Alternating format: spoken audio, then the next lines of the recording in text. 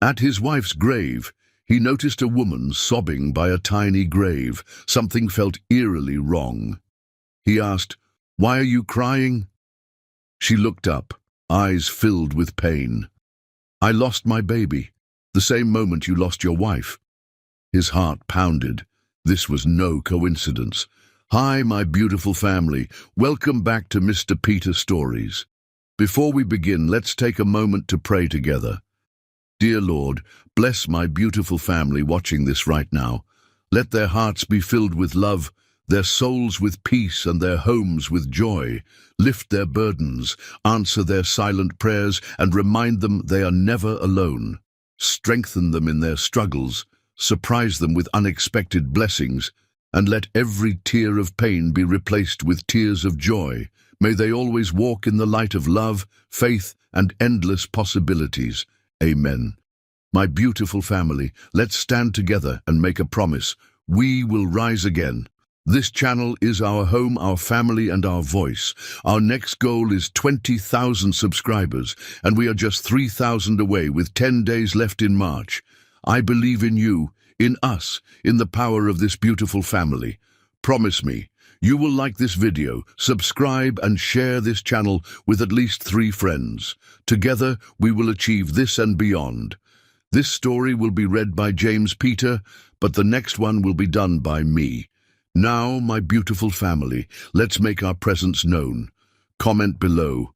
We are Mr. Peter. Let the world see our strength, our unity, and our unstoppable love. Let's proceed with love. Thanks, Mr. Peter, for giving me so much respect, and thanks for introducing me to this beautiful family. This story will be even more powerful, so watch until the end. Don't leave in the middle. Now, let's start the story. Chapter 1. The beginning of the end. Callista Michaels stands before the mirror, radiant in her wedding gown, 18 and glowing with hope. The white lace contrasts beautifully against her dark skin, and the delicate beading catches the light with every breath she takes. Behind her, her mother fusses with the veil, tears glistening in her eyes. "You look like an angel," her mother whispers, her voice thick with emotion. Callista smiles, her heart pounding with anticipation. In less than an hour, she will be Mrs. James Taylor. The thought sends a thrill through her body. They've been in love since sophomore year of high school, inseparable through graduation and beyond. When he proposed on her 18th birthday, she didn't hesitate. Some might say they're too young, but Callista knows with bone-deep certainty that James is her forever. The ceremony is everything she dreamed of. James standing tall at the altar, his eyes filling with tears as she walks toward him on her father's arm. When they exchange vows, his voice never wavers. "I promise to love you through every storm," James says, sliding the ring onto her finger. "Through every battle, through every tear, and through every joy. You are my beginning and my end, Callista. My heart recognized yours the moment we met." She can barely speak through her tears of joy, but she manages to recite her vows, promising him forever. As they share their first kiss as husband and wife, she feels invincible, blessed, complete. 6 months later, Callista sits beside a hospital bed, the antiseptic smell burning her nostrils as she holds James's hand. The machines beep in a rhythm she's grown to hate, each sound marking the passing of precious time. His body, once strong and vibrant, now lies withered, his brown skin sallow against the sterile white sheets. The cancer had come suddenly and viciously. What began as persistent headaches quickly revealed itself as an aggressive brain tumor. The doctors had been brutally honest from the beginning. His chances were minimal. Still, they fought. Through surgeries, through radiation, through experimental treatments that left him vomiting and weak. Through it all, Callista never left his side. "You need to eat something," the nurse says gently, touching Callista's shoulder. "Think of the baby." Callista places her free hand on her swollen belly, feeling the flutter of movement within. Their miracle. Conceived just weeks before James's diagnosis, the baby represents both their greatest joy and her deepest fear, that James will never meet their child. "I'm not hungry," she responds, her eyes never leaving James's face. When the nurse leaves, James's eyes flutter open. He's been drifting in and out of consciousness all day, the medication making him foggy. But now his gaze is clear, focused entirely on her face. "My beautiful wife," he whispers, his voice barely audible. "I'm here," Callista says, leaning closer. "I'm right here, my love." His fingers tighten weakly around hers. "Promise me something. Anything. Promise me you'll find happiness again." The words cut through her like glass. "James, don't—" "Promise me," he insists, his eyes fierce despite his failing body. "Promise me you won't close your heart after I'm gone. Our baby will need you to be whole." "How can I promise that?" Callista's tears fall onto their intertwined hands. "You are my happiness." "No," he whispers, "I'm your first love, not your only love. There's a difference." He struggles to lift his hand to her cheek. "You have so much love to give, Callista. Don't bury it with me." Before she can respond, his body stiffens, his eyes widening in alarm. The machines around them begin to shriek as his hand goes limp in hers. Doctors and nurses flood the room, pushing her aside as they work desperately to save him. But Callista knows, she feels it in the sudden hollow space in her chest, that James is gone. 2 weeks later, she stands at his grave, numb to the condolences and embraces of well-meaning friends and family. The reality of widowhood at 18 is surreal, incomprehensible.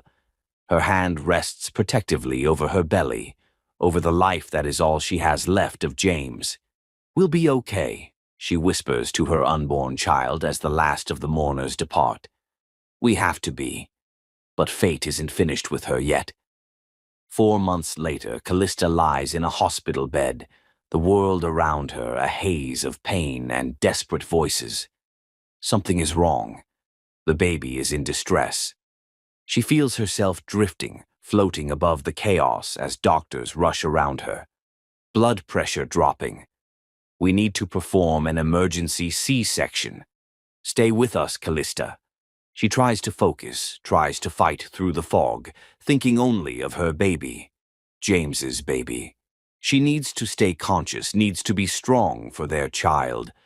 But the darkness is pulling her under.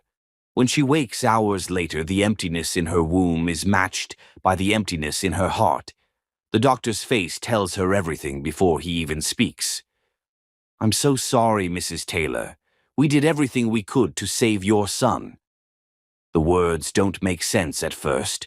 Her son, a boy, the son James would never see, the son she would never hold. "What happened?" she asks, her voice a hollow echo in the sterile room. "The umbilical cord was wrapped around his neck. By the time we got him out, he had been without oxygen for too long. His heart never started beating on its own." Callista feels nothing, says nothing. She has died twice now, once when James took his last breath, and again in this moment. What remains is just a shell, breathing out of habit rather than desire. 2 days later, they release her from the hospital. Her mother tries to convince her to come home, but Callista refuses. She returns to the small house she and James had purchased with such hope, such dreams. She moves through the rooms like a ghost, touching the nursery furniture they had assembled together, running her fingers over tiny clothes that will never be worn. That night, she curls into a ball on their bed, clutching James's pillow to her chest, inhaling the fading scent of him. The pain is physical, tearing through her body with each breath. She doesn't cry. She's beyond tears. Instead, she stares at the wall, watching the moonlight create patterns on the paint, wondering how the world can continue turning when everything that mattered is gone. "You promised," she whispers into the darkness, remembering James's final request. "You made me promise to find happiness again." The silence that answers is deafening. "How?" she asks the empty room. How do I keep that promise now? The answer doesn't come that night or the next or for many nights after. But deep within the shattered pieces of her heart, a tiny ember of resilience refuses to be extinguished. She is alive despite everything. And somewhere in that simple fact lies the beginning of a path forward, though she cannot yet see it through the dense fog of her grief. Chapter 2. Empty arms. Timothy Payne stands motionless in the rain, watching as they lower Sophia's casket into the ground. The expensive suit he wears is soaked through, but he doesn't feel the cold. He doesn't feel anything. A blessing, perhaps, considering the alternative. Around him, faces blur into a sea of black umbrellas and murmured platitudes. None of it matters. The only voice he wants to hear is forever silenced. Behind him, a nurse holds his newborn son, sheltered beneath a large umbrella. The child's cries pierce through the somber atmosphere, cutting into Timothy's consciousness like a physical wound. 3 days old, and already the boy has experienced the cruelest lesson life has to offer, that love is no shield against loss. Sophia had been radiant throughout her pregnancy, her body blossoming with their child, her hazel eyes sparkling with anticipation. They had spent months preparing the nursery, selecting the perfect shade of blue for the walls, assembling furniture, folding tiny clothes into the dresser. Timothy had watched in awe as his wife transformed, becoming more beautiful, more vibrant with each passing day. "Just think, Timothy," she had said, guiding his hand to feel the movement within her womb. "Soon we'll be a family." Family.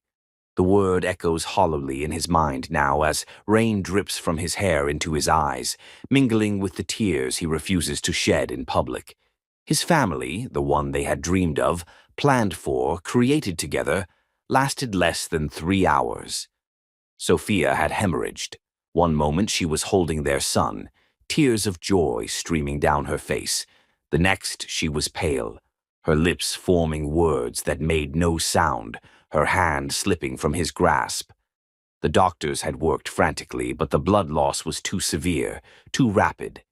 "Mr. Payne," a voice intrudes upon his thoughts. His lawyer, Richard, stands beside him, concern etched on his face. "The service is over," Richard says gently, "and the nurse needs to know what to do with your son." Timothy turns, his face expressionless, to look at the small bundle in the nurse's arms. The child, Theodore, as Sophia had insisted they name him, has fallen silent, his tiny face red from crying, his eyes squeezed shut against the brightness of the world. "Take him home," Timothy says, his voice mechanical. "Hire someone to care for him." Richard's brow furrows. "Sir, with all due respect, he needs more than just care right now. He needs his father." Timothy stares at the tiny bundle, unable to bridge the vast chasm between them. How can he be what this child needs when he himself is broken beyond repair? How can he look into the face that cost Sophia her life and not feel the twin serpents of grief and resentment coiling around his heart? "What does he need that I can possibly give?" he asks, bitterness seeping into his tone. "I couldn't even protect his mother."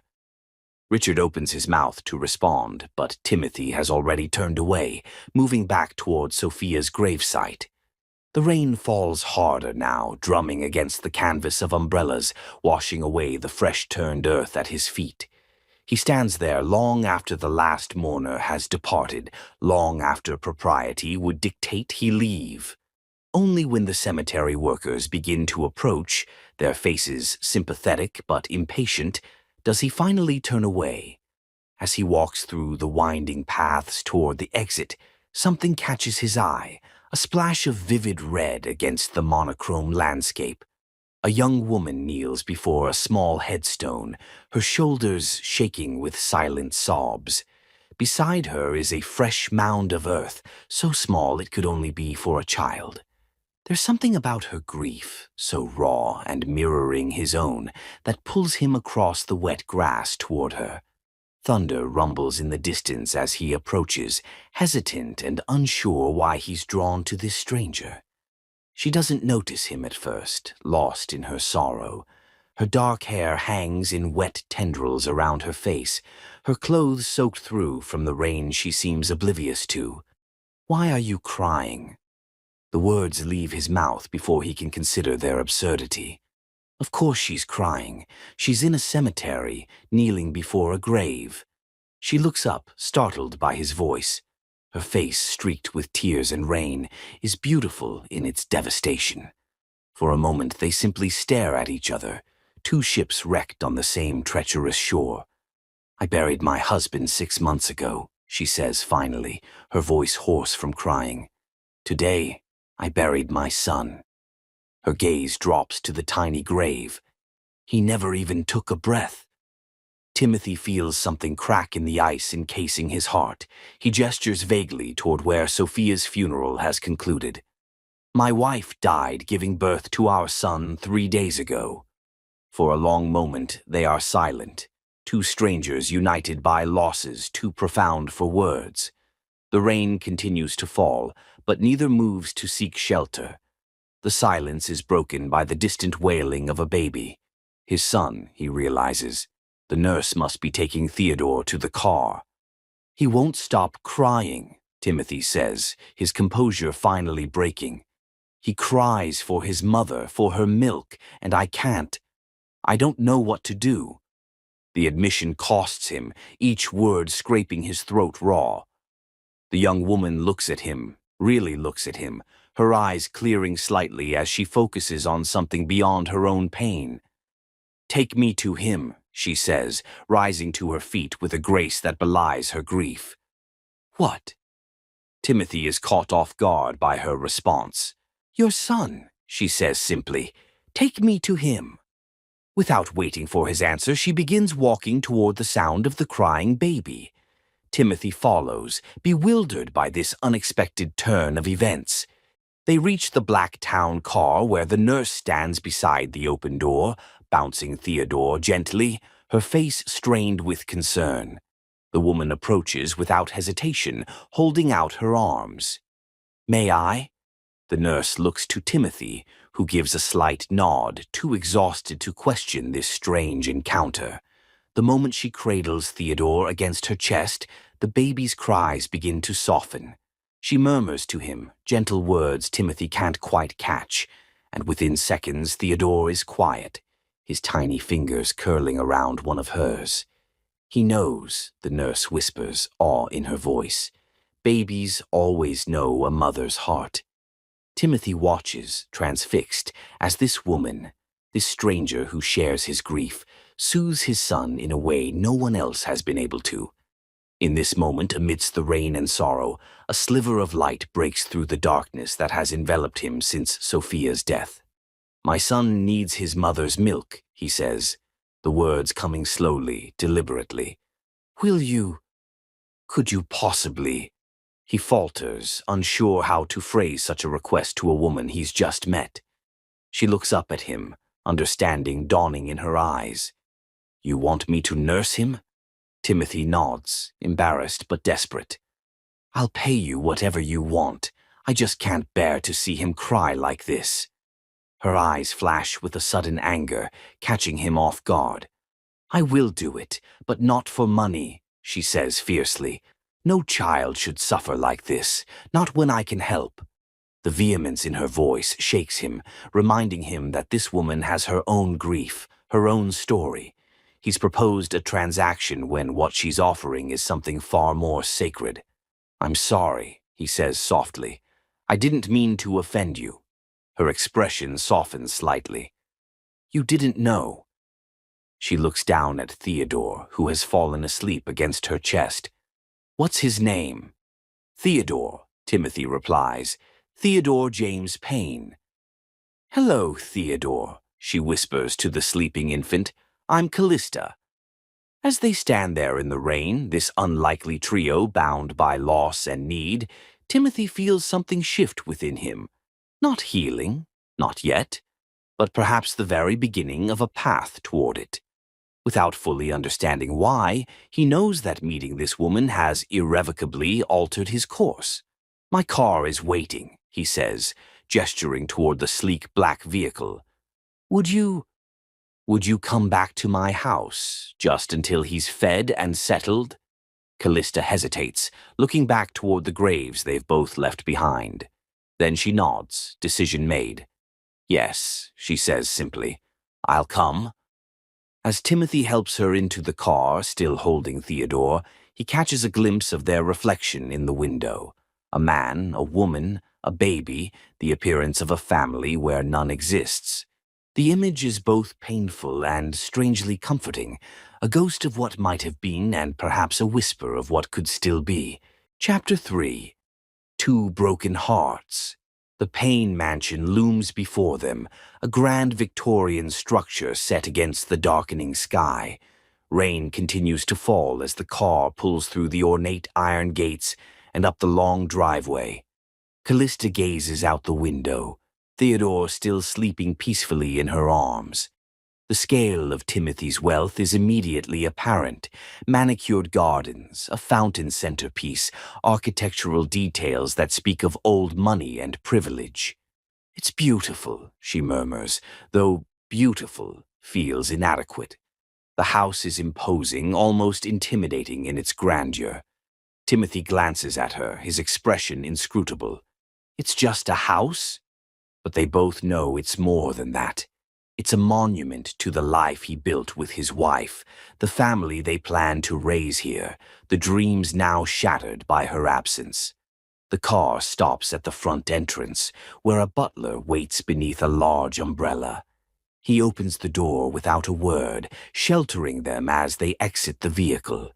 Callista hesitates at the threshold, suddenly aware of her rain-soaked appearance, her simple black dress a stark contrast to the opulence surrounding her. "Come," Timothy says, not unkindly. "You need dry clothes, and Theodore will be hungry soon." They enter a foyer with soaring ceilings and a sweeping staircase. Portraits line the walls, generations of Paynes looking down with aristocratic detachment. Callista feels small, out of place, but Theodore's warm weight against her chest anchors her to her purpose. A housekeeper appears, her eyes widening slightly at the sight of Callista. "Mr. Payne, welcome home. Shall I prepare a room for your guest?" "Yes, Anna. And bring warm clothes, something comfortable." Timothy turns to Callista. "Would you like to rest before Theodore wakes?" "No," Callista replies, her voice soft but firm.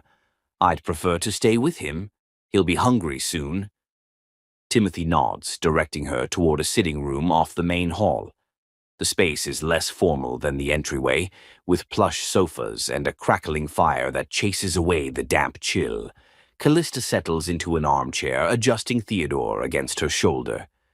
"Your home is lovely," she says, attempting small talk to bridge the awkwardness between them. "It was Sophia's project," Timothy replies, his voice catching slightly on his wife's name. "She renovated it room by room after we married."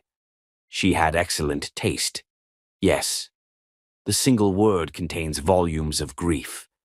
An uncomfortable silence falls between them, broken only by the gentle pop and hiss of the fire. Callista studies Timothy's profile as he stares into the flames. He's handsome in a classical way. Strong jaw, aristocratic nose, eyes that might be kind if they weren't so haunted. His wealth is evident not just in his home, but in his bearing, the cut of his suit, the subtle markers of privilege. "May I ask?" she begins, but is interrupted by the door opening. An older woman stands in the doorway, her silver hair styled immaculately, her posture rigid with disapproval. Her gaze sweeps over Callista, taking in her disheveled appearance and the baby in her arms. "Timothy," she says, her voice crisp with authority. "Who is this person?" Timothy straightens, tension immediately visible in his shoulders. "Mother, I didn't expect you until tomorrow." Clearly, her tone could freeze water. "You haven't answered my question." "This is Callista," Timothy says, gesturing toward her. She has kindly agreed to help with Theodore. Help? Genevieve Payne's eyebrows arch incredulously. In what capacity, exactly? Before Timothy can respond, Theodore stirs, his face scrunching as he begins to fuss. His tiny hands wave in the air, his hunger making itself known. Callista instinctively shifts him to a more comfortable position, murmuring soothingly. "He's hungry," she says simply, looking up at Genevieve. "I've recently lost my own baby, and I still have milk. I'm going to nurse him." Genevieve's expression shifts from disapproval to shock, then back to thinly veiled hostility. "Timothy, a word. It's not a request." They step outside, but their voices carry through the partially closed door. "Have you lost your mind?" Genevieve hisses. "Bringing a stranger into our home, allowing her to nurse Theodore. What do we know about this woman?" "She lost her husband and child," Timothy replies, his voice tight with restraint. "She's here to help Theodore. That's all that matters right now." "That's all that matters? What about diseases? What about her background? What about—" "Enough." Timothy's voice, while not raised, carries an authority that silences even his formidable mother. "Theodore has been crying non-stop since we brought him home. The moment she held him, he quieted. I don't care about her background or where she comes from. I care that my son is no longer suffering." There's a moment of tense silence before Timothy continues, his voice softer but no less firm. "She stays, Mother, at least until we find a more permanent solution." The door opens and they return. Timothy's face is composed, but Callista can see the strain around his eyes. Genevieve's expression is cold, her disapproval radiating like frost. "Anna will show you to the nursery," Timothy says to Callista. "It has a comfortable chair for feeding." Callista nods, rising carefully with Theodore, who is now fully awake and beginning to cry in earnest. As the housekeeper leads her upstairs, she feels Genevieve's critical gaze following her every step. The nursery is a revelation, a room clearly designed with love and anticipation. Soft blue walls with hand-painted clouds, a mahogany crib with intricate carvings, shelves filled with books and stuffed animals. It's the nursery of a child who was desperately wanted, eagerly awaited. The room Sophia never got to use. "Here you are, miss," Anna says, indicating a plush rocking chair by the window. "I'll bring you some tea after the little one is fed." "Thank you," Callista replies, settling into the chair. Once alone, she takes a deep breath, the reality of her situation washing over her. This morning she buried her baby, the final link to her husband. Now she sits in a stranger's home, preparing to nurse his child. The symmetry is both beautiful and painful, her empty arms filled by a baby who needs her, even as his mother's arms remain forever empty. Theodore's cries grow more insistent. With practiced movements, Callista adjusts her dress and brings him to her breast. The moment he latches on, his tiny body relaxes, his cries ceasing as he nurses hungrily. She looks down at his face, so perfect and innocent, unaware of the tragedy that connects them. "Hello, little one," she whispers, stroking his downy head. "You and I have something in common, you know. We both lost someone we love before we had the chance to say goodbye." Tears slip down her cheeks as she rocks gently, the motion soothing both the baby and herself. In this quiet moment, the walls she's built around her heart since James's death begin to crack. Not healing, not yet, but perhaps the beginning of it. A soft knock at the door interrupts her thoughts. Timothy enters, his expression softening at the sight of them. He stands awkwardly by the door, clearly uncertain whether to advance or retreat. Is everything all right?" he asks. Callista nods. "He was very hungry, but he's doing well now." Timothy takes a hesitant step forward, his eyes fixed on his son's face. "Thank you," he says, his voice rough with emotion. "I don't know what we would have done if we hadn't met you today. It was fate, Callista replies softly. Or perhaps something more deliberate. What do you mean? She meets his gaze steadily. I believe our spouses brought us together. They couldn't bear to see us suffering alone. Timothy looks away, clearly uncomfortable with the sentiment. I don't believe in such things. What do you believe in, Timothy Payne? The question slips out before she can stop it. He's silent for a long moment, his eyes returning to his son. I used to believe in forever, he finally says. Now I'm not sure what's left. The raw honesty in his voice resonates with something deep inside Callista. They may come from different worlds, but grief has made them equals, stripped them both to their essential selves. Stay, Timothy says suddenly. Not just today. Stay and help with Theodore. I'll compensate you, of course. I already told you I don't want your money, Callista replies, a flash of pride coloring her tone. Then what do you want? The question hangs between them, weighted with possibilities neither is ready to acknowledge. Callista looks down at Theodore, now sleeping peacefully at her breast, his tiny hand resting against her skin. I want to feel useful again, she admits, her voice barely above a whisper. I want to believe there's still purpose in my life. Being here, helping him, it feels right, like something good can come from all this pain. Timothy nods, understanding flickering in his eyes. Then stay, for as long as you both need. As he turns to leave, Callista's voice stops him. Your mother doesn't approve. My mother rarely approves of anything I do, he replies with a hint of wry humor, the first she's seen from him. But this is my home, and Theodore is my son.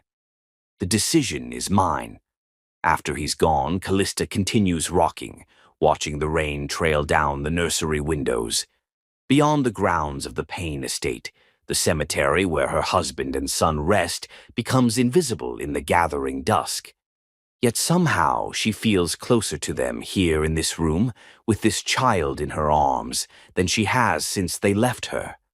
Are you watching? She whispers to James, to her unnamed son.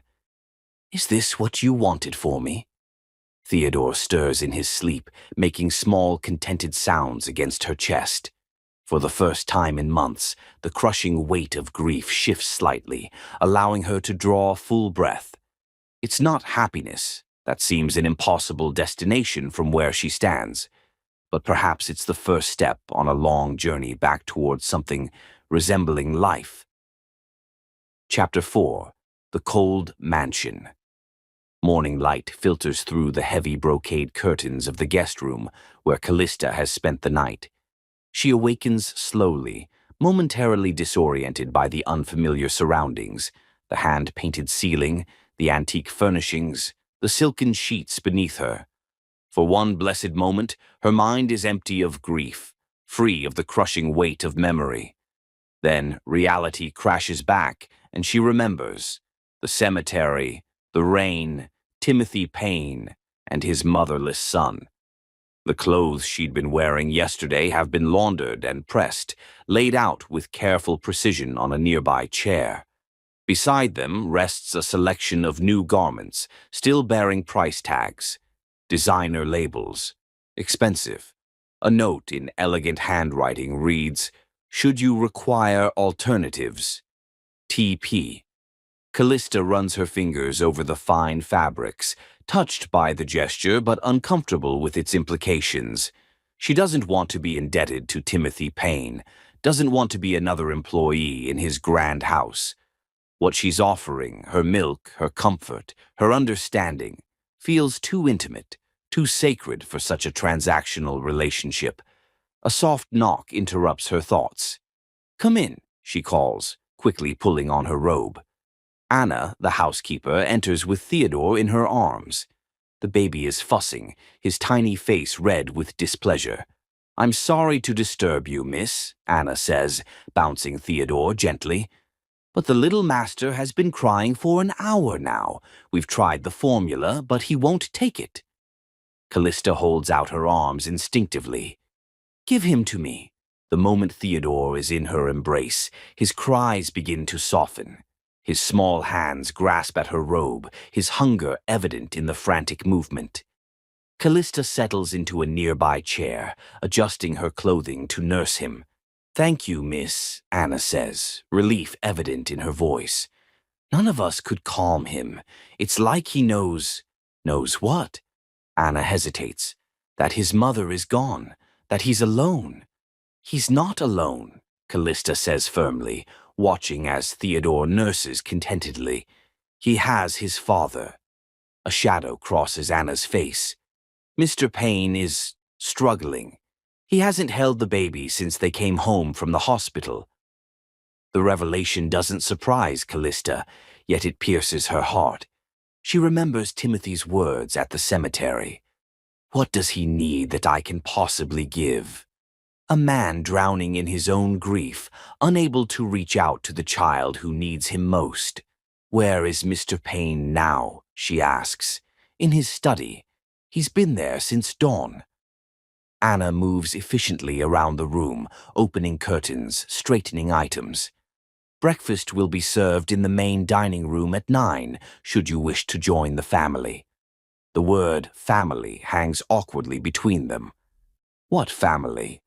A broken man, his resentful mother, a baby who cries for absent arms.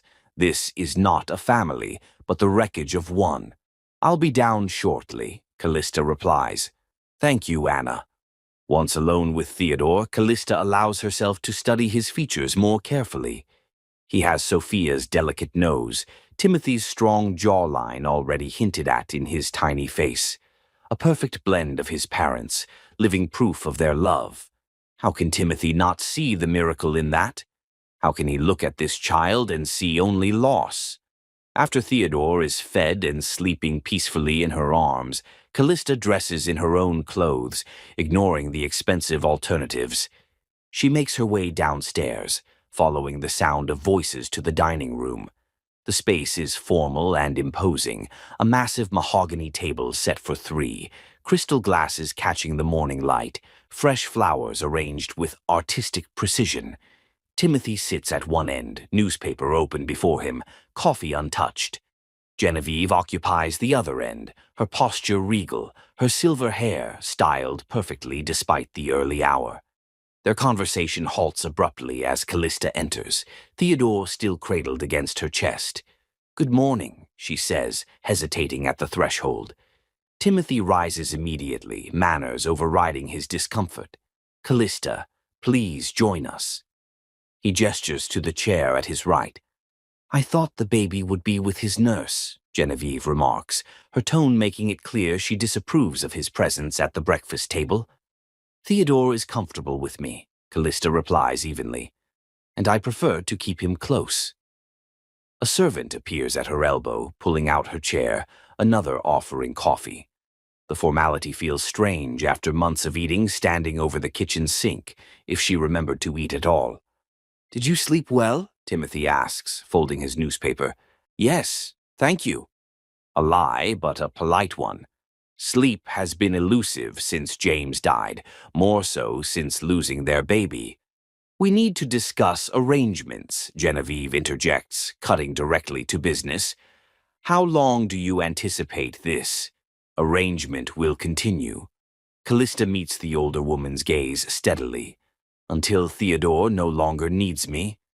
"And what exactly does that mean?" Genevieve's eyes narrow. "A week, a month, a year. My grandson needs stability, not temporary solutions." "Mother," Timothy warns, but Genevieve continues, "we know nothing about you, Ms. Michaels. Your background, your qualifications." "My qualification is here in my arms," Callista interrupts, a flame of indignation lighting within her. "A baby who responds to my presence, who needs what I can provide. What other qualification matters?" Genevieve's lips thin to a disapproving line. "Background matters, character matters. This house contains valuables worth more than you've likely seen in your lifetime." The implication hangs heavy in the air. "Are you suggesting I came here to steal from you?" Callista asks, incredulous. that I buried my child yesterday as part of some elaborate scheme to access your silver spoons. Timothy sets down his coffee cup with excessive care. That's enough, Mother. Callista is here at my invitation to help my son. Your concerns are noted, but unnecessary. A tense silence falls over the table. Theodore stirs against Callista's chest, perhaps sensing the hostility around him. She soothes him automatically, her hand rubbing gentle circles on his back. I want CCTV cameras installed, Genevieve says finally, in all the common areas and hallways. We already have a security system, Timothy begins. Not adequate. Genevieve's tone brooks no argument. I will not have unknown persons wandering freely through this house without proper monitoring. Timothy looks to Callista, apology in his eyes. Would that make you uncomfortable? What a strange question, Callista thinks. As if her comfort matters in this house of grief and suspicion. As if she hasn't already endured far worse than being watched by cameras. Install whatever makes you feel secure, Mrs. Payne, she says calmly. I have nothing to hide. Genevieve seems surprised by her acquiescence. Well, that's settled then. The meal continues in uncomfortable silence, broken only by the occasional clink of silverware against fine china. Callista eats little, her attention focused on Theodore, on the way his small hand clutches at her blouse, even in sleep, on the perfect curve of his eyelashes against his cheek. Timothy watches them, his expression unreadable. There's hunger in his gaze, but not for the food before him. Hunger for connection, for understanding, for someone to bridge the chasm between himself and his son. Callista meets his eyes across the table, a moment of silent communication passing between them. I see your pain. I know it, because it's mine too. After breakfast, Timothy approaches as Callista rises to leave. I need to apologize for my mother, he says quietly. She's protective, but that's no excuse for rudeness. You don't need to apologize for her, Callista replies. I understand her concerns. I'm a stranger in your home. Not a stranger, he says, his voice dropping lower. Not anymore. The words hang between them, weighted with possibility. Callista feels a flutter in her chest that has nothing to do with grief or sympathy, a spark of something she thought had died with James. The realization frightens her. I should put Theodore down for his nap, she says, taking a step back. Timothy nods, composure returning. Of course, and Callista, he hesitates. Please don't take my mother's words to heart. This house has been cold since Sophia died. Your presence, it helps. Not just Theodore. Before she can respond, he turns and leaves, his shoulders set in a rigid line that speaks volumes about the burden he carries. Callista watches him go. Theodore warm against her heart, understanding dawning like the slow rise of the sun. This mansion isn't just cold because of its marble floors and high ceilings. It's cold because grief has frozen its inhabitants, trapped them in the moment of loss. Just as she has been frozen, going through the motions of living without truly being alive. As she climbs the grand staircase to the nursery, Callista feels something shifting within her, ice cracking, allowing the first tentative flow of warmth to return. Not for herself, not yet, but for the small life in her arms, for the man with haunted eyes who doesn't know how to reach for what he needs most. What do you think, Theodore? She whispers to the sleeping baby. Should we try to thaw this cold mansion together? Theodore's only response is to nestle closer, his complete trust in her both a blessing and a responsibility. In this moment, Callista makes a silent promise to this child, to herself, to the husband and son she lost. She will bring warmth back to this house of sorrow, one day, one heart at a time. Beginning with her own, Chapter 5, Suspicions and Surveillance Days, blur into weeks within the walls of the Payne mansion. Callista falls into a rhythm dictated by Theodore's needs, feeding, bathing, rocking him to sleep when nightmares seem to plague his infant dreams. She moves through the grand rooms like a ghost, present yet separate, her status in the household undefined. The cameras appear overnight, discrete black domes nestled in corners, their lenses tracking movement throughout the house. Genevieve watches the footage religiously, as if expecting to catch Callista in some nefarious act. But there is nothing to see except a young woman caring for a baby, moving with quiet grace through rooms built for grander purposes than grief. On this particular evening, Callista sits in the garden, Theodore sleeping peacefully in the bassinet beside her. The autumn air carries a hint of coming frost, but the sun still warms the stone bench where she's perched, a book open but unread in her lap. "May I join you?" Timothy's voice startles her from her reverie. He stands a few feet away, hands thrust into the pockets of his expensive trousers, uncertainty written across his features. In the weeks since she's arrived, they've rarely been alone together, their interactions limited to brief exchanges over Theodore or polite conversation at meals. "Of course," Callista replies, shifting to make room on the bench. He sits beside her, careful to maintain a respectful distance. His cologne, subtle and masculine, catches on the breeze. For a moment, they're both silent, watching the play of late afternoon light through the branches of a massive oak. "Theodore is thriving," Timothy says finally. "Dr. Reynolds was quite impressed at his checkup yesterday." "He's a strong baby," Callista responds, glancing at the sleeping infant. "Determined, like his mother." The words appear to surprise Timothy himself, a rare reference to Sophia that isn't clouded by intense pain.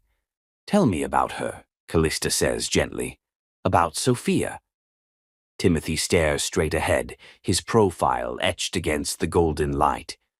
For a moment, Callista thinks he won't answer, but then he speaks, his voice low and measured. "She was brilliant. An architect with a passion for historical preservation. We met when my company was renovating a 19th century building downtown. She refused to approve my plans, told me they prioritized profit over preservation. She was right, of course." "She sounds formidable," Callista remarks. "She was." Pride colors his tone. "Brilliant, passionate, uncompromising. My mother disapproved, of course. Sophia came from a middle-class family, worked her way through college. Not the society bride Genevieve had envisioned. But you married her anyway." "Against every warning.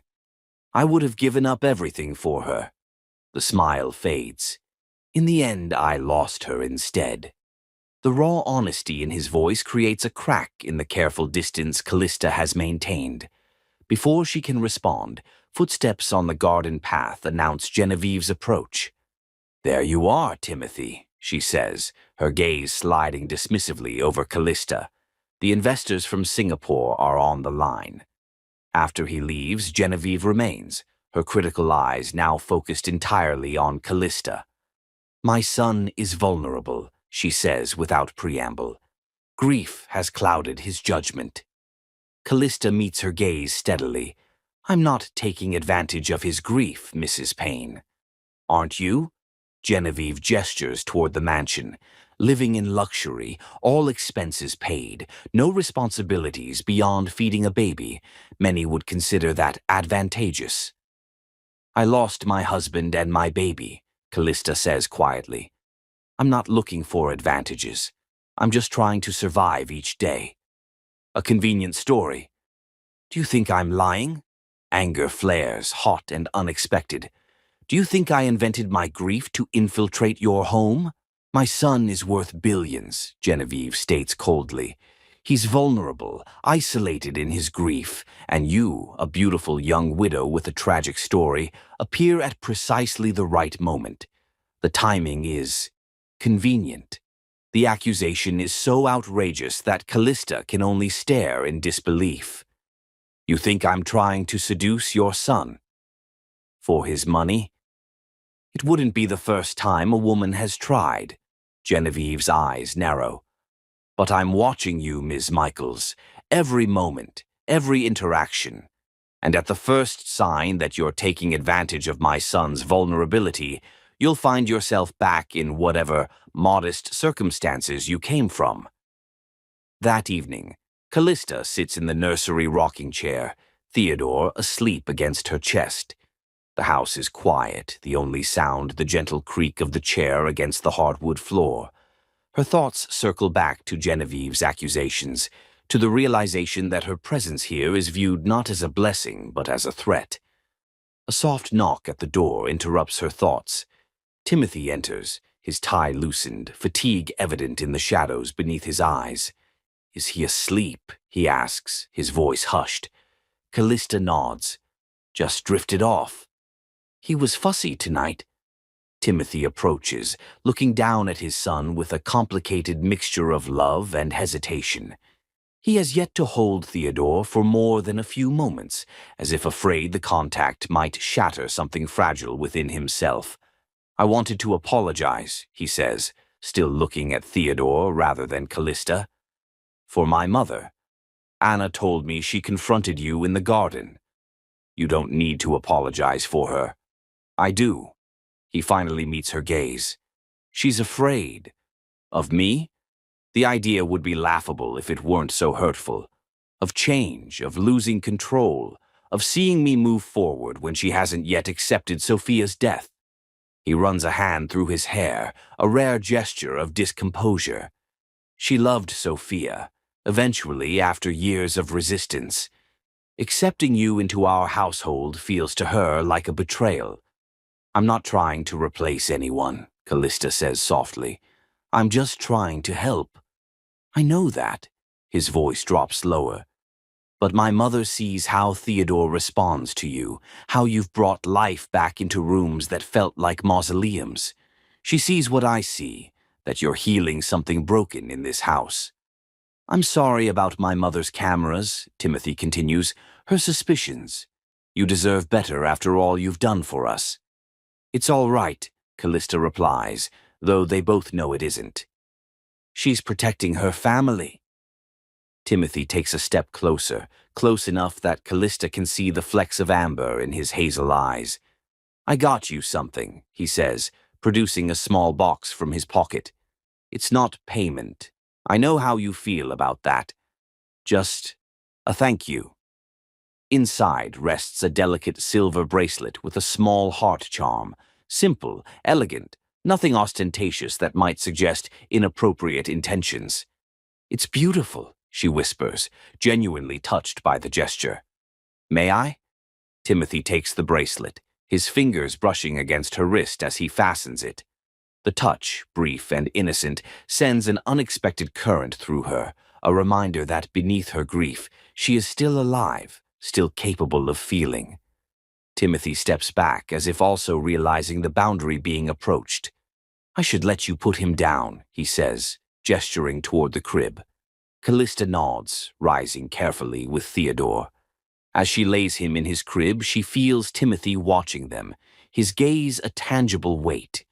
When she turns, he's closer than she expected, his expression unguarded for once. "Callista," he begins, then stops, struggling for words. "I don't know how to thank you for what you've done, for Theodore, for this household." "You don't need to thank me," she replies. "Being here, helping him, it helps me too." Their eyes hold for a moment too long, something unspoken passing between them. Then Timothy nods, composure returning like a mask sliding back into place. "Good night, Callista," he says, moving toward the door. After he's gone, Callista touches the bracelet on her wrist, the silver cool against her skin. She knows she should feel like an intruder, an outsider under constant surveillance. Yet somehow, despite Genevieve's suspicions and the cameras tracking her movements, she feels something unexpected taking root. Belonging. Not to the mansion with its marble floors and priceless art, but to the small being in the crib, to the moments of genuine connection with his father. It terrifies her, this tentative attachment forming when she'd sworn never to risk her heart again. But as she watches Theodore's chest rise and fall with each peaceful breath, Callista acknowledges the truth she's been fighting. In caring for this motherless child, in bringing warmth back to this cold mansion, she has begun to thaw her own frozen heart. And that, perhaps, is what Genevieve fears most of all. Chapter 6. Silent Affections. 3 months pass like the turning of seasons within the Payne mansion. Autumn fades into winter, the gardens now blanketed in snow. Inside, Theodore grows stronger each day, smiling now, recognizing faces, his dark eyes following Callista's movements with unmistakable devotion. The household has settled into a rhythm around his needs. The staff now defer to Callista in matters concerning the baby. Even Genevieve maintains a careful, if cold, civility, her open hostility replaced by watchful tolerance. Only Timothy remains an enigma, his behavior toward Callista a study in contradictions. Some days he seeks her company, lingering in the nursery to watch her with Theodore, engaging her in conversations that stretch long into the evening. Other days he's distant, buried in work, avoiding the emotional intimacy that threatens to develop between them. Today is Christmas Eve, the mansion transformed by elegant decorations. Callista stands by the library window, Theodore in her arms, watching as snow falls gently outside. "Your first Christmas," she whispers to him, touching his small hand. Theodore gurgles in response, his tiny fingers wrapping around one of hers. The gesture fills Callista with a bittersweet joy. She loves this child with a fierceness that sometimes frightens her. He is not her son, she reminds herself.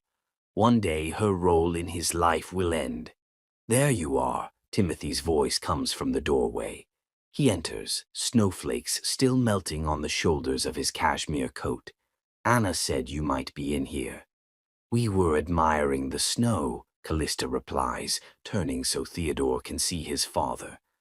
The baby immediately brightens, arms waving in excitement. Timothy's expression softens as he approaches them. "He recognizes me more now." "Of course he does. You're his father." A shadow crosses Timothy's face, the familiar guilt that still plagues him, the sense that he has failed his son by being unable to fully embrace fatherhood through his grief. "I have something for you," he says, changing the subject. "For both of you, actually." He produces 2 packages, one small, wrapped in silver paper with an elegant bow, the other larger, wrapped in cheerful paper decorated with teddy bears. Inside Theodore's gift is a stuffed elephant, impossibly soft and clearly expensive. Callista's package contains a necklace, a delicate gold chain with a small pendant in the shape of an infinity symbol, tiny diamonds catching the firelight. "Timothy," she breathes, genuinely stunned. "This is too much." "It's not enough," he says quietly. "Not for what you've given us." Their eyes meet over Theodore's head, and Callista feels that now familiar flutter in her chest. Timothy reaches out, his fingers brushing a strand of hair from her face, the touch feather-light yet electric. "May I?" he asks, taking the necklace from its box. Callista nods, turning slightly so he can fasten it around her neck. His fingers are warm against her skin, lingering perhaps a moment longer than necessary. When she turns back, their faces are close, too close for the careful boundaries they've maintained. For an instant, Callista thinks he might kiss her, can see the thought cross his mind. But Theodore chooses that moment to drop his elephant, breaking the spell with his distressed cry. Timothy pulls back, composure settling back over him. "I should let you put him down for his nap," he says, rising from the sofa. "And I have some calls to make before dinner." That night, after Theodore is asleep, Callista stands before the mirror in her room, the necklace still at her throat. Behind her reflection, she can almost see James, his kind eyes, his gentle smile. Guilt washes over her, sharp and unexpected. "I'm not betraying you," she whispers to his ghost. "Am I?" The answer comes in the memory of his final request. Promise me you'll find happiness again. Had he somehow known that her heart would have the capacity to love after him? A knock interrupts her thoughts. She opens it to find Anna, the housekeeper, her expression troubled. "Mr. Payne asked me to give you this," she says, holding out an envelope. "He's had to leave for an emergency meeting in the city." Once alone, Callista opens the envelope.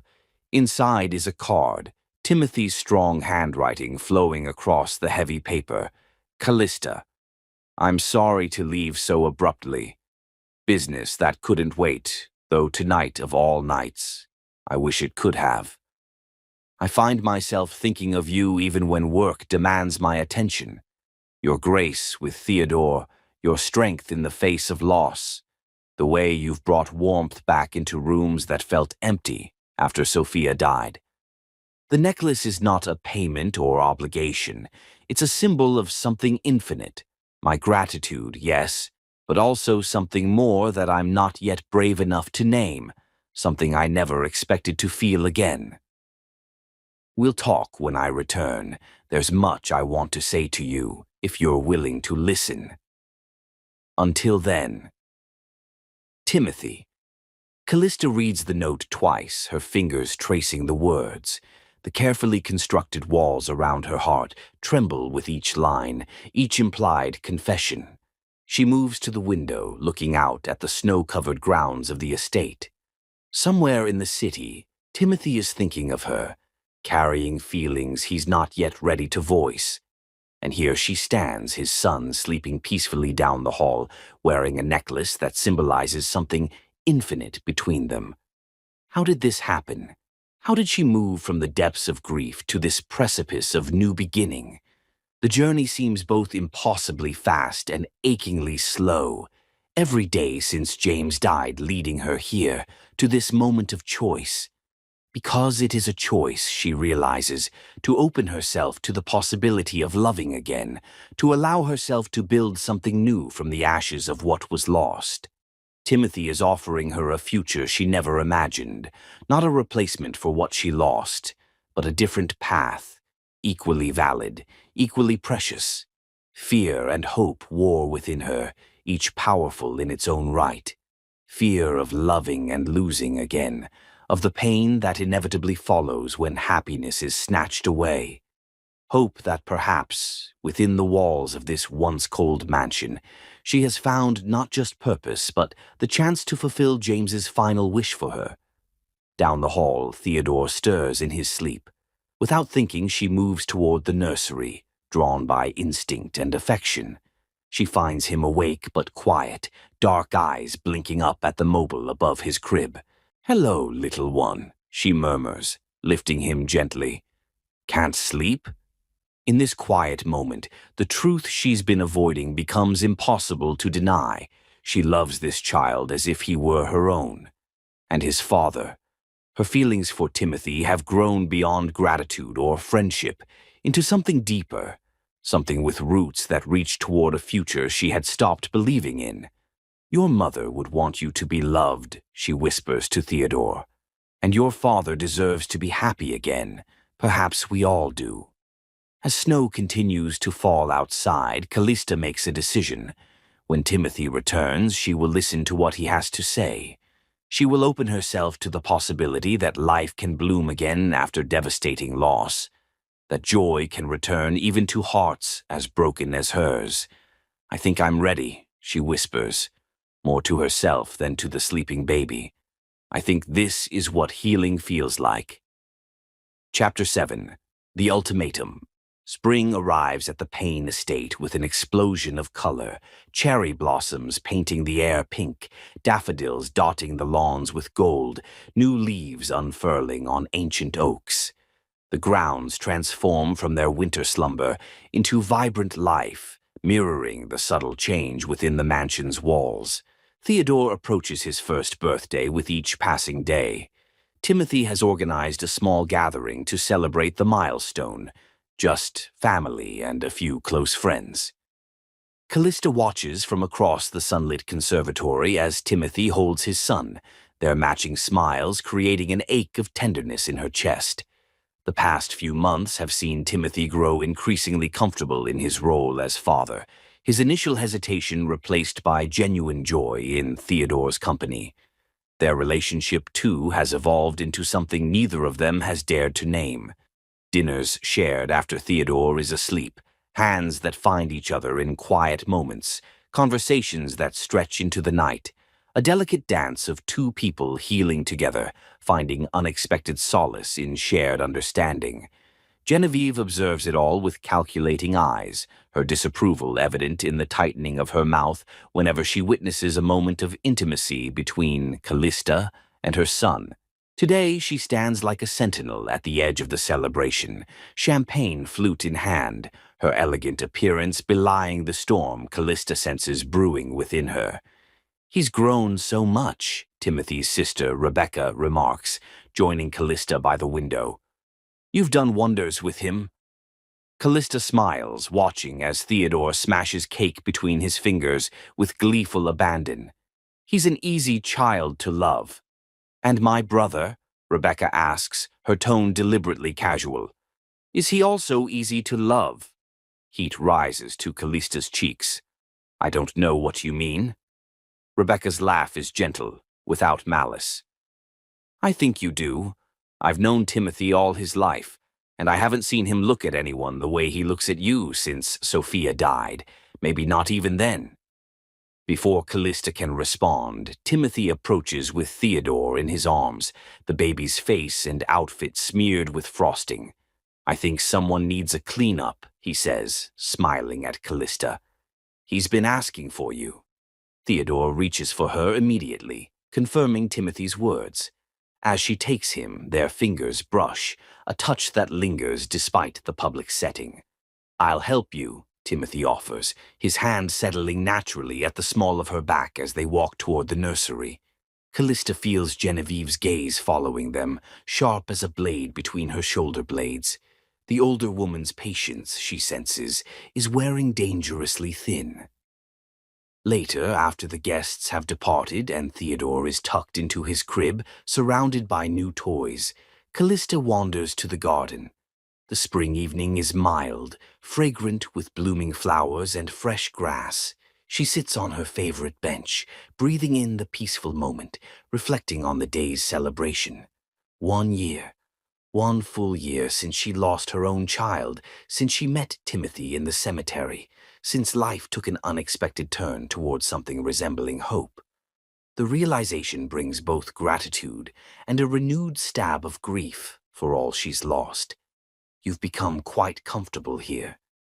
Genevieve's voice cuts through her reverie. The older woman stands on the garden path, elegant in a pale blue dress that complements her silver hair, a cashmere wrap draped around her shoulders against the evening chill. "The gardens are beautiful this time of year," Callista replies neutrally. "That's not what I meant." Genevieve moves closer, her posture rigid with barely contained anger. "You've made yourself quite at home in my son's life, in his heart. One might almost think you planned it this way." Callista sighs, weary of this recurring accusation. "I've never had any agenda beyond helping Theodore." "Is that what you call it? Helping?" Genevieve's laugh is brittle. "My grandson is a year old now. He can survive perfectly well on formula and solid food. Your services, such as they were, are no longer required." The words land like physical blows, though Callista has been half expecting them for months. Still, the finality in Genevieve's tone sends a chill through her that has nothing to do with the evening air. "Theodore still needs me," she says, keeping her voice steady despite the panic rising in her chest, "and I believe Timothy wants me to stay." What Timothy wants and what Timothy needs are two very different things. Genevieve's voice drops lower, more dangerous. "He's vulnerable, still grieving Sophia. You've taken advantage of that vulnerability, inserted yourself into his life, made yourself indispensable. It's quite the performance." Callista rises, anger now eclipsing her initial shock. Is it so impossible to believe that I genuinely care for Theodore, for Timothy, that perhaps they care for me too? Care? Genevieve scoffs. My son was building a life with the woman he loved since college. They were creating a family. Then she died, and suddenly you appear, young, beautiful, conveniently bereaved yourself. You think I don't see what's happening? You're trying to replace her.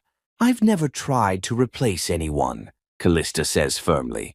Sophia will always be Theodore's mother. Nothing can change that.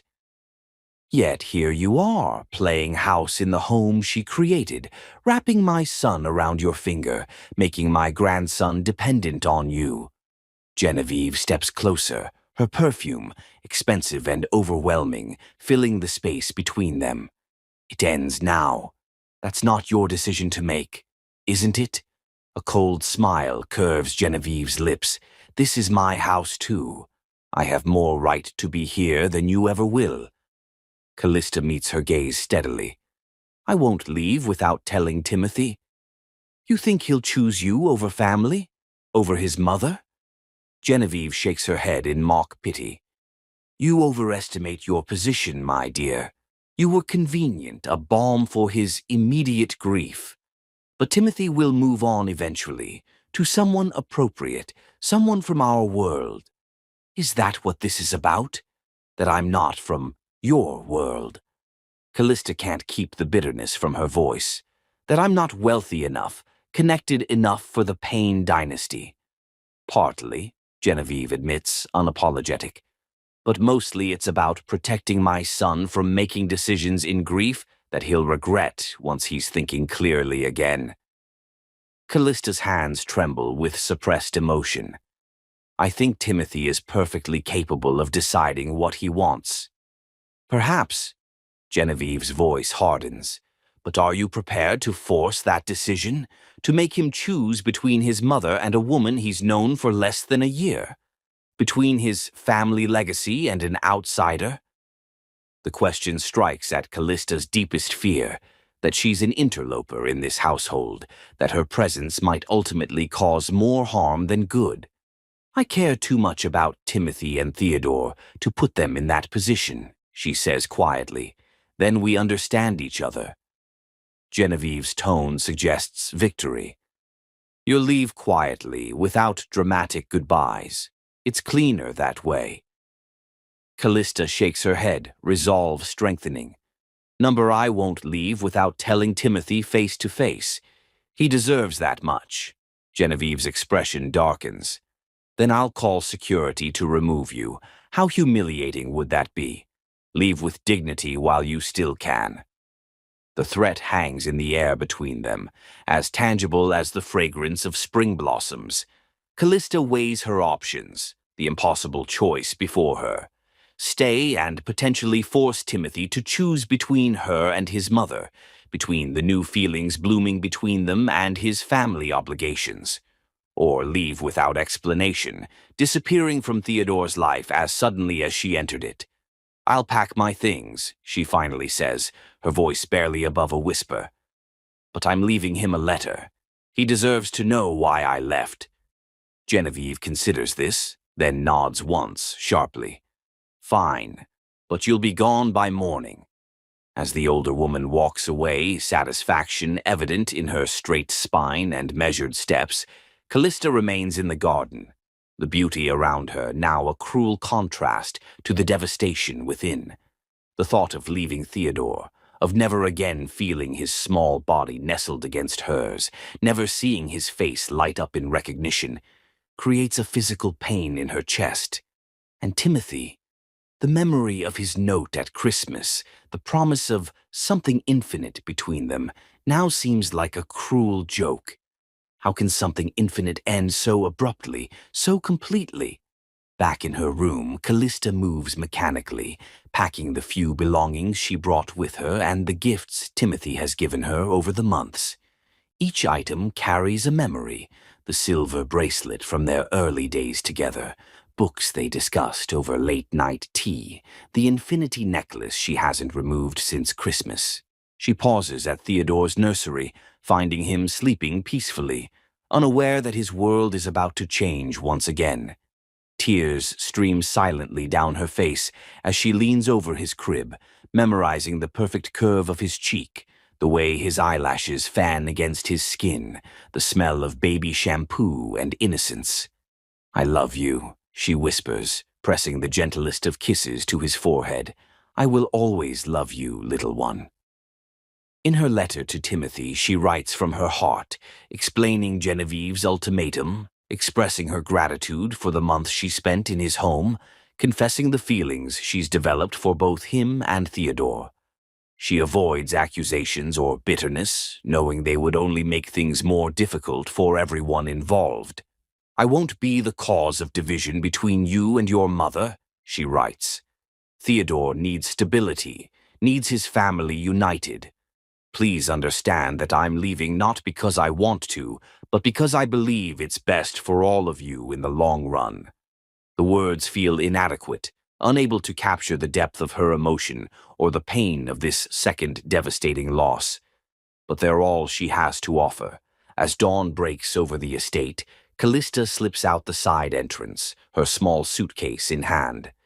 A taxi waits at the gate, arranged by the housekeeper who looked at her with sad, knowing eyes but asked no questions. The car pulls away, carrying her from the mansion that became her sanctuary, from the people who helped her heal only to break her heart anew. As the gates recede in the rear window, Callista touches the infinity necklace at her throat, a reminder that some connections transcend physical presence, that love, once given, cannot be taken back. She allows the tears to fall freely now, mourning not just what she's lost, but what might have been. The future she glimpsed in Timothy's eyes, in Theodore's trusting embrace. A future that now, like the mansion disappearing behind her, exists only in memory and silent affection. Chapter 8. Truth Revealed. Timothy returns to the mansion well after midnight, exhausted from a business trip that stretched longer than anticipated. The house is quiet, staff long since retired, only a few strategically placed lights illuminating his path. He loosens his tie as he climbs the stairs, his thoughts on Callista and Theodore, on the conversation he's been rehearsing for days, the feelings he's finally ready to acknowledge aloud. His first stop, as always, is Theodore's nursery. The room is bathed in soft light, his son sleeping peacefully.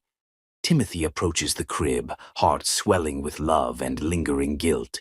Love for this perfect being who carries Sophia's smile, guilt for the months he kept his distance, paralyzed by grief. "I'm trying to be better for you," he whispers, touching Theodore's soft hair. Quietly, he leaves the nursery and moves toward Callista's room. The hour is late, but he needs to see her, even if just to say goodnight. He raises his hand to knock, then hesitates, noticing something unusual. The door is slightly ajar, the room beyond dark. "Callista?" he calls softly, pushing the door open wider. The room is empty, the bed untouched, the closet door open to reveal vacant hangers. Confusion gives way to alarm as Timothy moves further inside, switching on a lamp. The personal touches that made the space hers are gone, leaving the room as impersonal as a hotel suite. On the dresser lies an envelope with his name written in her elegant handwriting.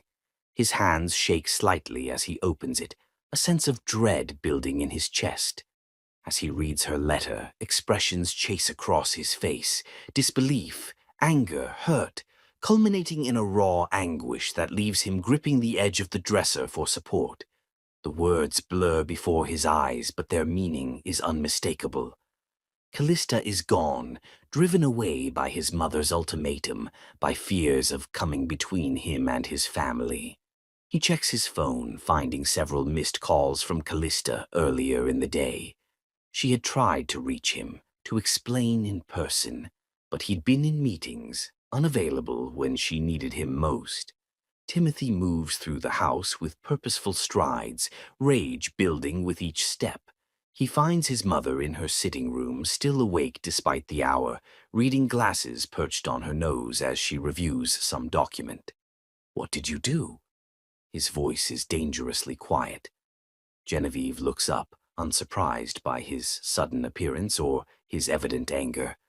I assume you've discovered your house guest has departed. She's not a house guest, Timothy replies, struggling to maintain his composure. She was. The words fail him, inadequate to describe what Callista had become to him, to Theodore. She was what, exactly? Genevieve removes her glasses, facing him squarely. A convenient nurse, a distraction from your grief, a replacement for Sophia. The accusation lands like a slap.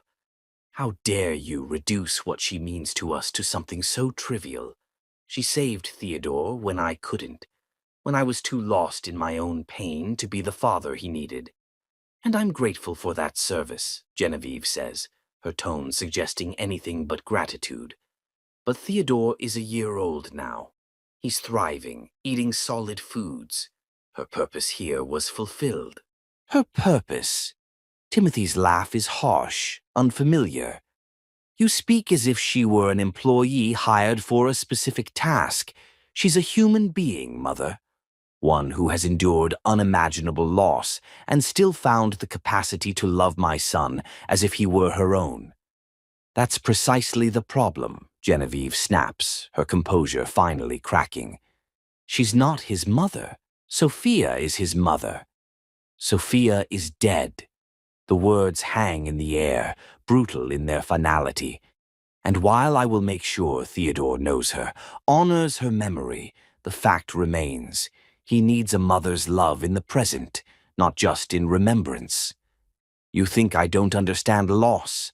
I buried your father after 30 years of marriage. Genevieve rises, her presence still formidable. But making Callista a permanent part of our lives? It's setting all of you up for heartbreak. That's not your decision to make, Timothy says. It's mine.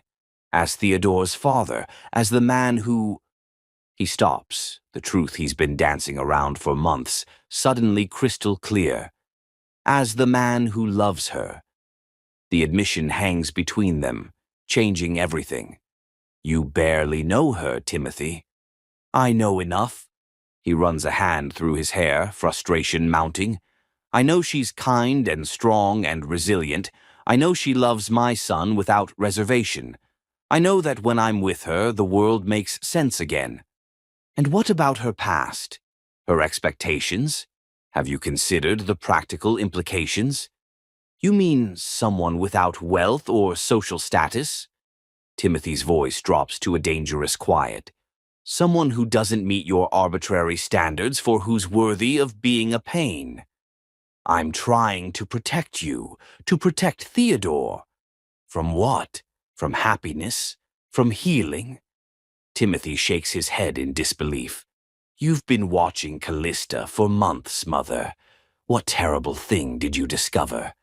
What grievous fault justified driving her away? Genevieve's silence is damning. I'm going to find her, he says, determination hardening his voice. And when I do, I'm bringing her home. This is not a discussion or a negotiation. It's a fact. And if I cannot accept her return, she asks, a final test. Timothy's answer is immediate, unwavering. Then you'll need to find somewhere else to live. The ultimatum hangs between them, a reversal of the one Genevieve delivered to Callista. Mother and son regard each other across a chasm of misunderstanding and hurt, both knowing that a line has been crossed that cannot be easily redrawn. You would choose her over me? Over family? I'm choosing happiness, Mother. For Theodore. For myself. Timothy's voice softens slightly. After a year of drowning in grief, I finally found someone who helps me breathe again. Something shifts in Genevieve's expression, not surrender exactly, but perhaps recognition that her control has limits she cannot overcome. Find her first, she says finally. Then we'll discuss terms. Dawn breaks over the city as Timothy's car weaves through early morning traffic. He has only one lead, the address on Callista's original employment paperwork, the modest house she shared with James before tragedy struck. The neighborhood is a stark contrast to the manicured elegance of the Payne estate. Small homes with postage stamp yards, cars that have seen better decades parked in narrow driveways. Timothy finds the address easily, his heart pounding as he approaches the front door. He knocks, waits, knocks again with greater urgency. Finally, the door opens to reveal a middle-aged woman with Callista's eyes, her expression wary. "Mrs. Michaels?" he asks. "Yes." Suspicion colors her tone. "I'm Timothy Payne. I'm looking for your daughter, Callista. It's urgent that I speak with her." Recognition dawns in the woman's eyes. "You're Theodore's father." "Yes." Relief floods through him. "Is she here?" Mrs. Michaels hesitates, clearly protective of her daughter. "She arrived last night, completely heartbroken. What makes you think she wants to see you?" "Because I love her," he says simply. "Because my son loves her. Because without her, our home isn't a home at all." Mrs. Michaels studies him, measuring his sincerity. Finally, she steps back, opening the door wider. She's in the backyard. Timothy follows her through the modest house to a back door that opens onto a small garden. And there is Callista, seated on a wooden bench beneath a flowering dogwood tree, her profile carved against the morning light. The infinity necklace he gave her still gleams at her throat, catching sunlight with each breath she takes. "Callista." She turns at the sound of his voice, disbelief washing over her features. "Timothy, how did you really think I wouldn't come after you?" he asks, closing the distance between them. "That I would just let you disappear from our lives?" She rises, her composure clearly fragile. "Your mother made it clear that my presence was causing problems, that staying would force you to choose between your family and me. So you made the choice for me." There's no accusation in his tone, only understanding. "You decided what was best for all of us without giving me a voice. I thought I was doing the right thing. The right thing would have been to tell me what my mother said, to trust that I'm capable of standing up for what matters to me." "And what does matter to you, Timothy?" she asks, vulnerability raw in her expression. "You," he says without hesitation. "You and Theodore. The family we've been building together without even realizing it." The word family hangs between them, loaded with meaning, with promise. Callista shakes her head slightly, as if unable to trust what she's hearing. "What about your mother?" "The obligations of family." "I've done my duty to family my entire life," Timothy replies. "But I've learned something this past year. Duty without love is just empty obligation. And love, real love, is too rare to sacrifice for anyone's approval." Tears spill freely down Callista's cheeks now. "I never meant to come between you." "You didn't?" Timothy reaches for her hand, relief flooding through him when she doesn't pull away. "My mother created that division herself, with her suspicions, her inability to see that happiness can come in unexpected forms." He takes a deep breath, knowing the next words will change everything between them. "I love you, Callista. I think I've loved you since that day in the cemetery, when you held Theodore and he stopped crying for the first time since Sophia died. Not because you replaced her, no one ever could, but because you brought healing where there was only pain." "How can you be so sure?" Callista asks softly. "Grief can make people reach for comfort in ways that aren't always lasting." "I'm sure because I've had both," Timothy says earnestly. "I've known grief and comfort, loss and love. What I feel for you isn't just gratitude or convenience. It's deeper, stronger." He cups her face gently, his thumb brushing away a tear. "Come home, Callista. Not as Theodore's nurse or my guest, but as the woman I love, as part of our family. Theodore needs you. I need you." Callista closes her eyes briefly, leaning into his touch. When she opens them again, there's a clarity there, a decision made. "I love you too," she whispers. "I tried not to. I felt so guilty, as if loving you somehow diminished what I had with James. But he knew. Somehow he knew this would happen, that my heart could heal, could love again." Timothy's smile is radiant with relief and joy. "Then come home. And your mother? She'll adapt, or she won't. Either way, my priority is creating a home filled with love for Theodore, and for us." As the morning sun rises higher, warming the small garden around them, Timothy pulls Callista into his arms, his lips finding hers in their first kiss.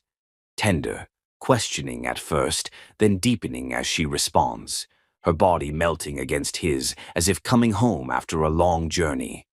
"Let's go home," Timothy whispers against her lips. "Theodore is waiting."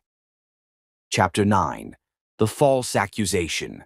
Summer blooms at the Payne estate, the gardens lush with color, the air heavy with the scent of roses and freshly cut grass.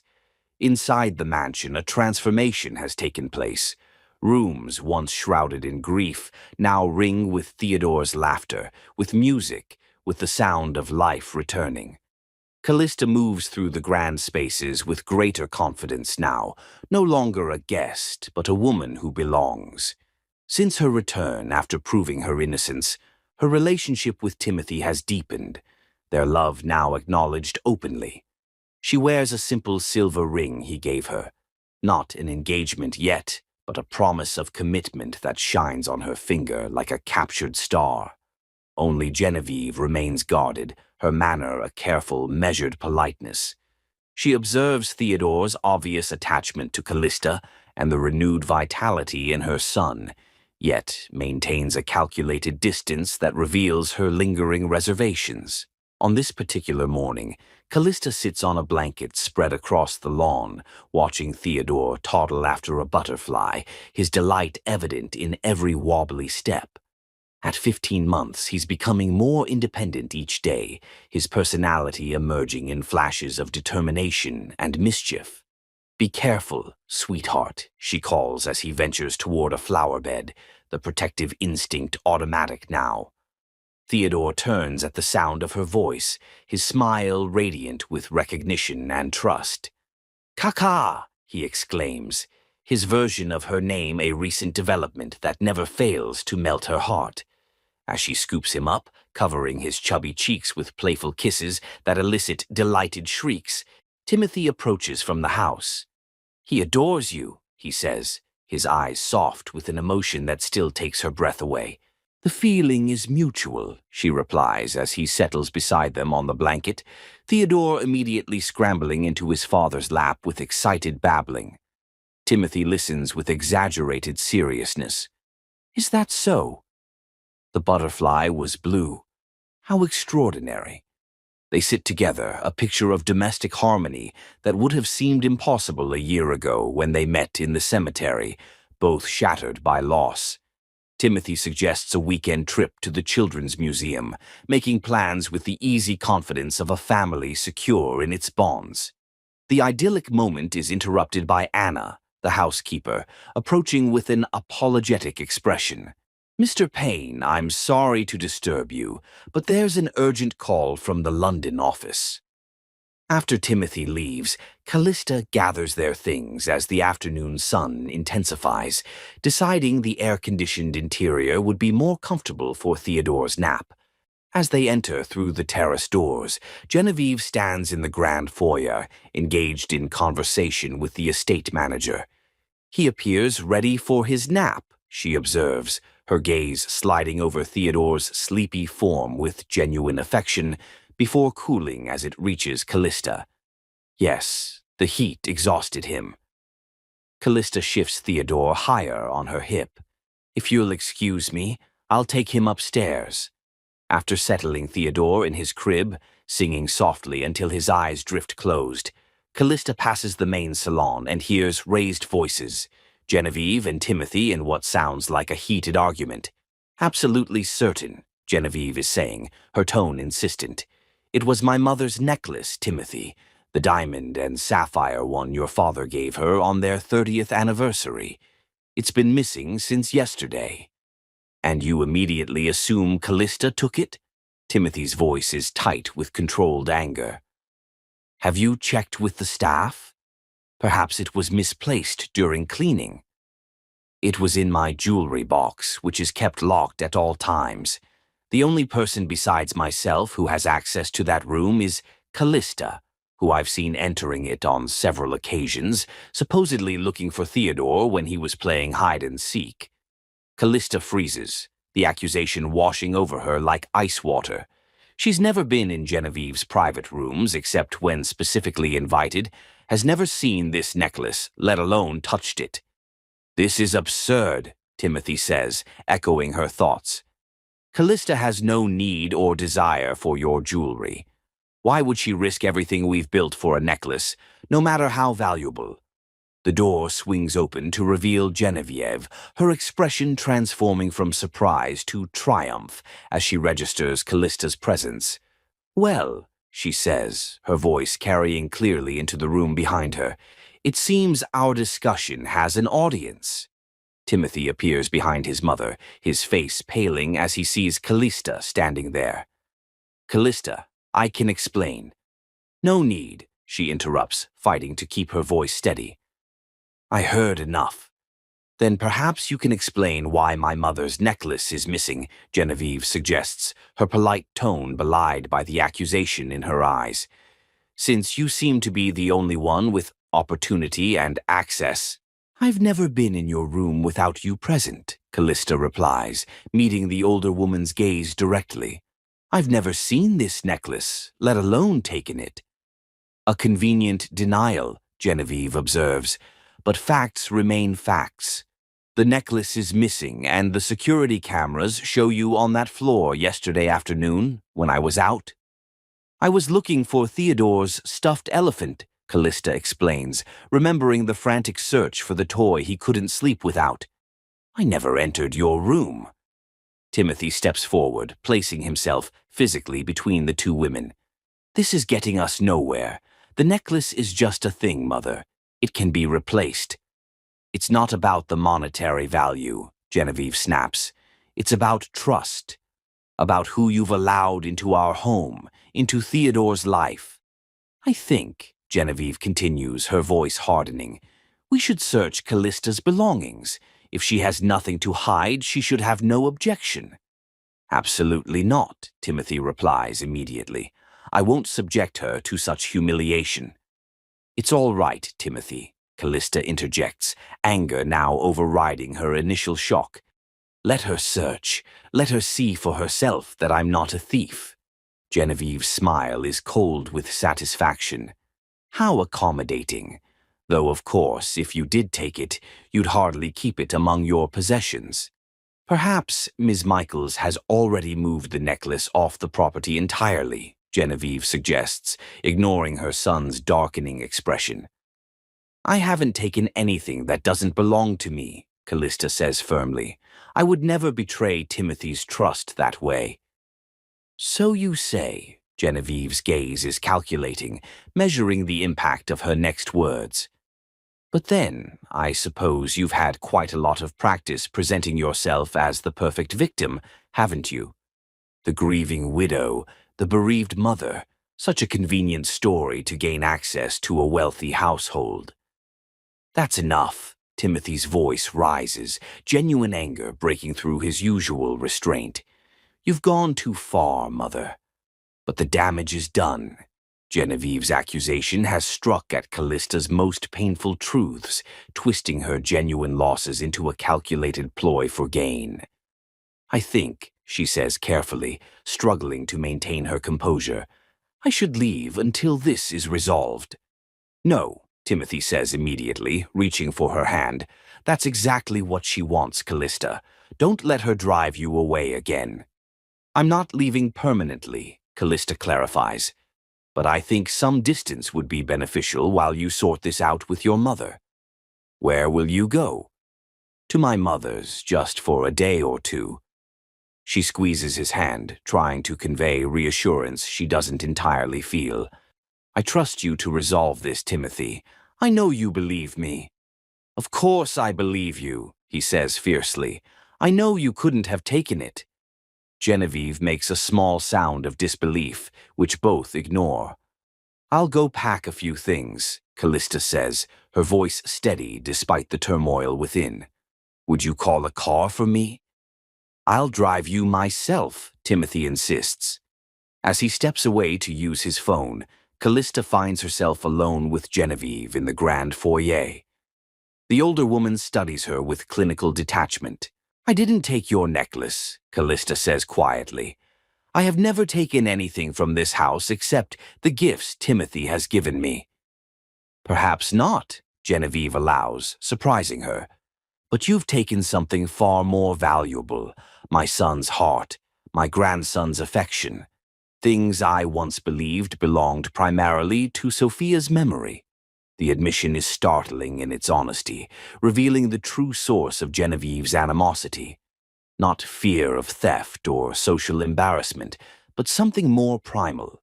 The fear of being replaced, of losing her central role in her son's life, in her grandson's future. I've never tried to replace anyone, Callista says gently.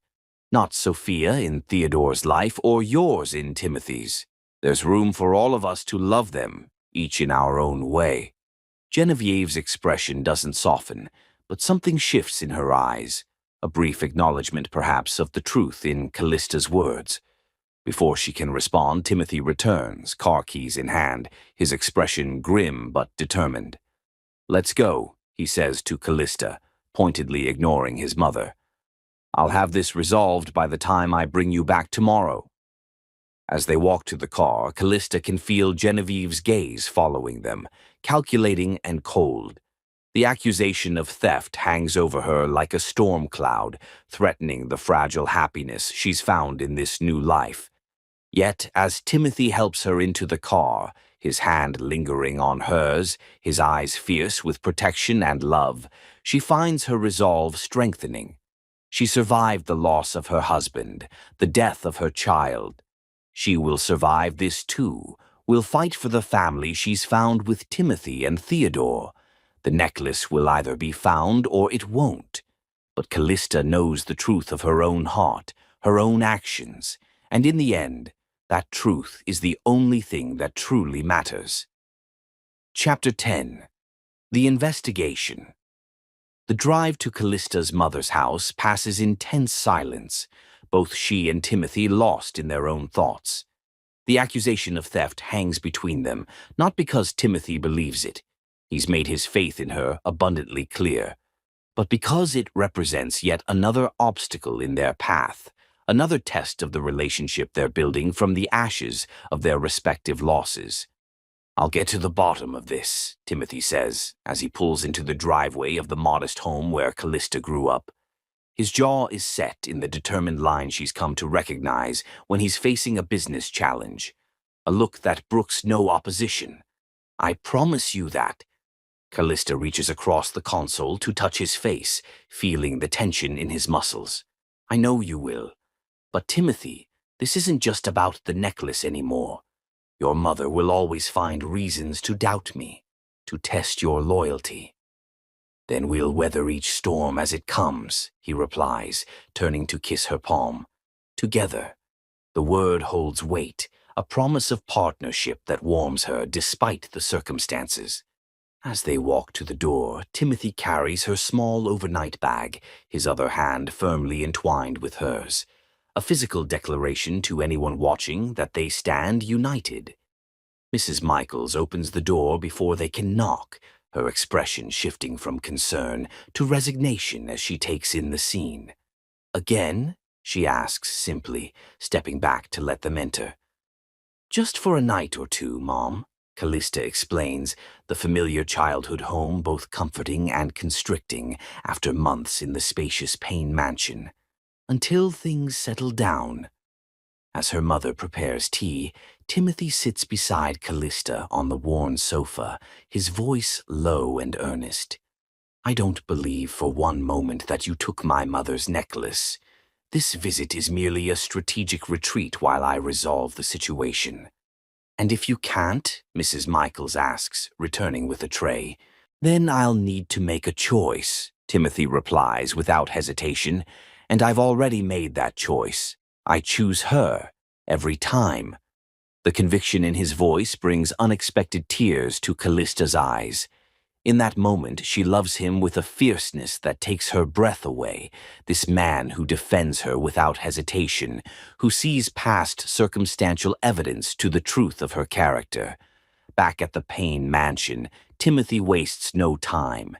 He makes a series of rapid phone calls from his study, and within an hour, a discreet but thorough security team arrives, led by a former FBI investigator, now employed by Payne Industries for sensitive matters.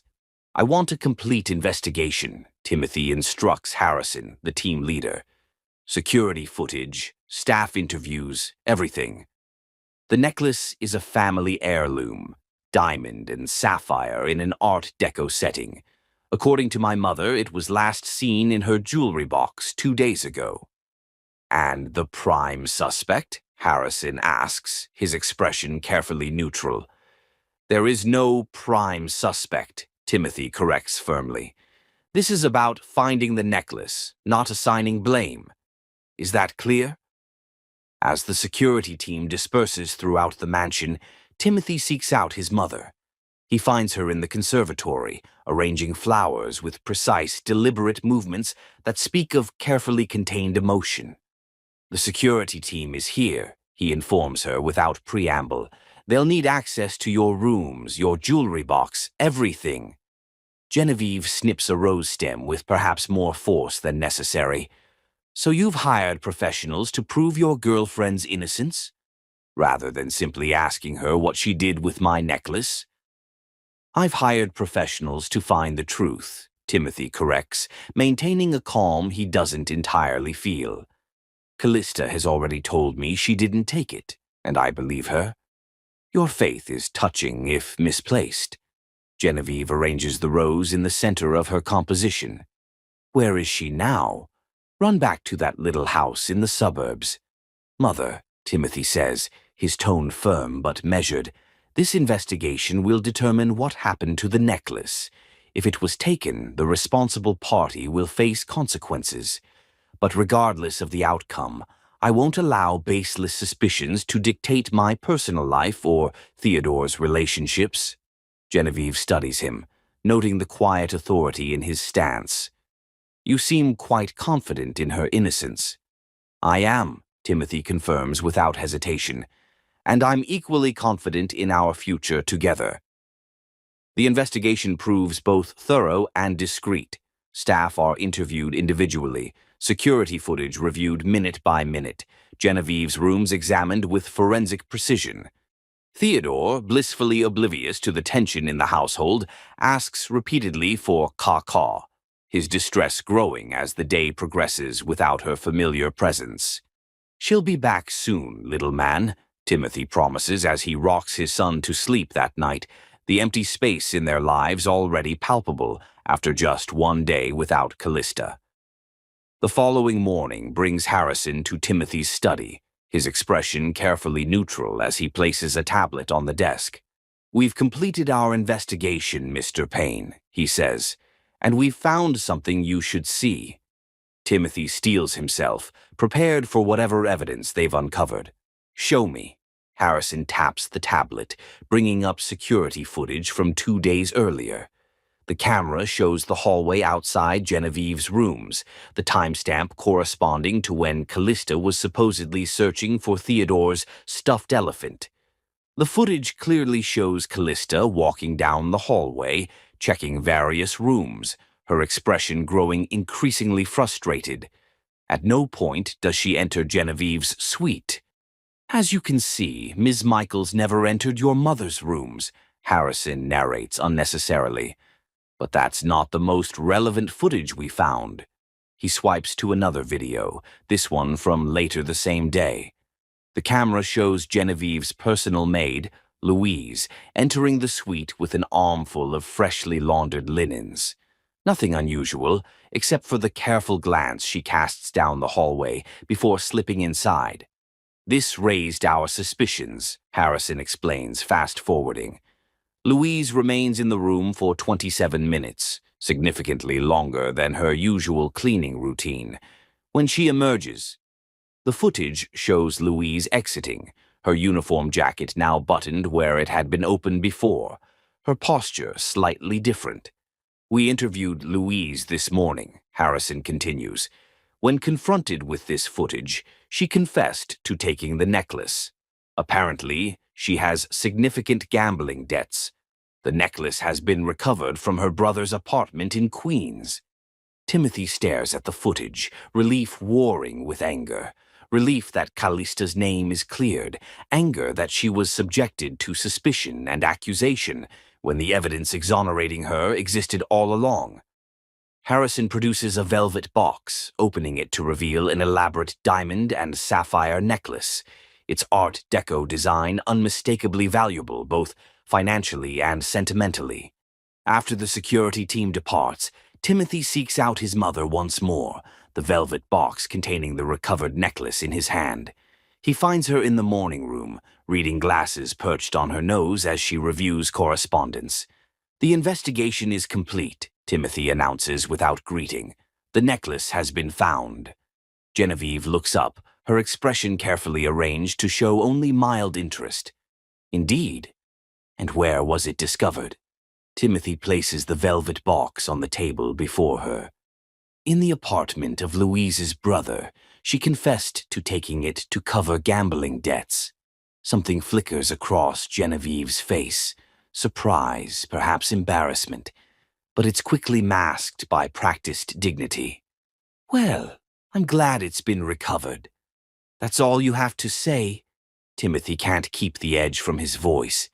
After accusing Callista of theft, after driving her from our home, Genevieve removes her reading glasses, meeting her son's gaze directly. What would you have me say, Timothy? That I was wrong? Very well, I was wrong about the necklace. About the necklace, Timothy repeats, noting the careful qualification. But not about Callista? I still have my concerns about her place in this household, in Theodore's life. Mother, listen carefully, Timothy says, his voice level but firm. Callista is coming home today. She will remain here as my partner, as a maternal figure to Theodore, as part of this family. Your options are to accept this reality and find a way to coexist peacefully, or to remove yourself from our daily lives. The ultimatum lands in the elegant room like a stone breaking still water.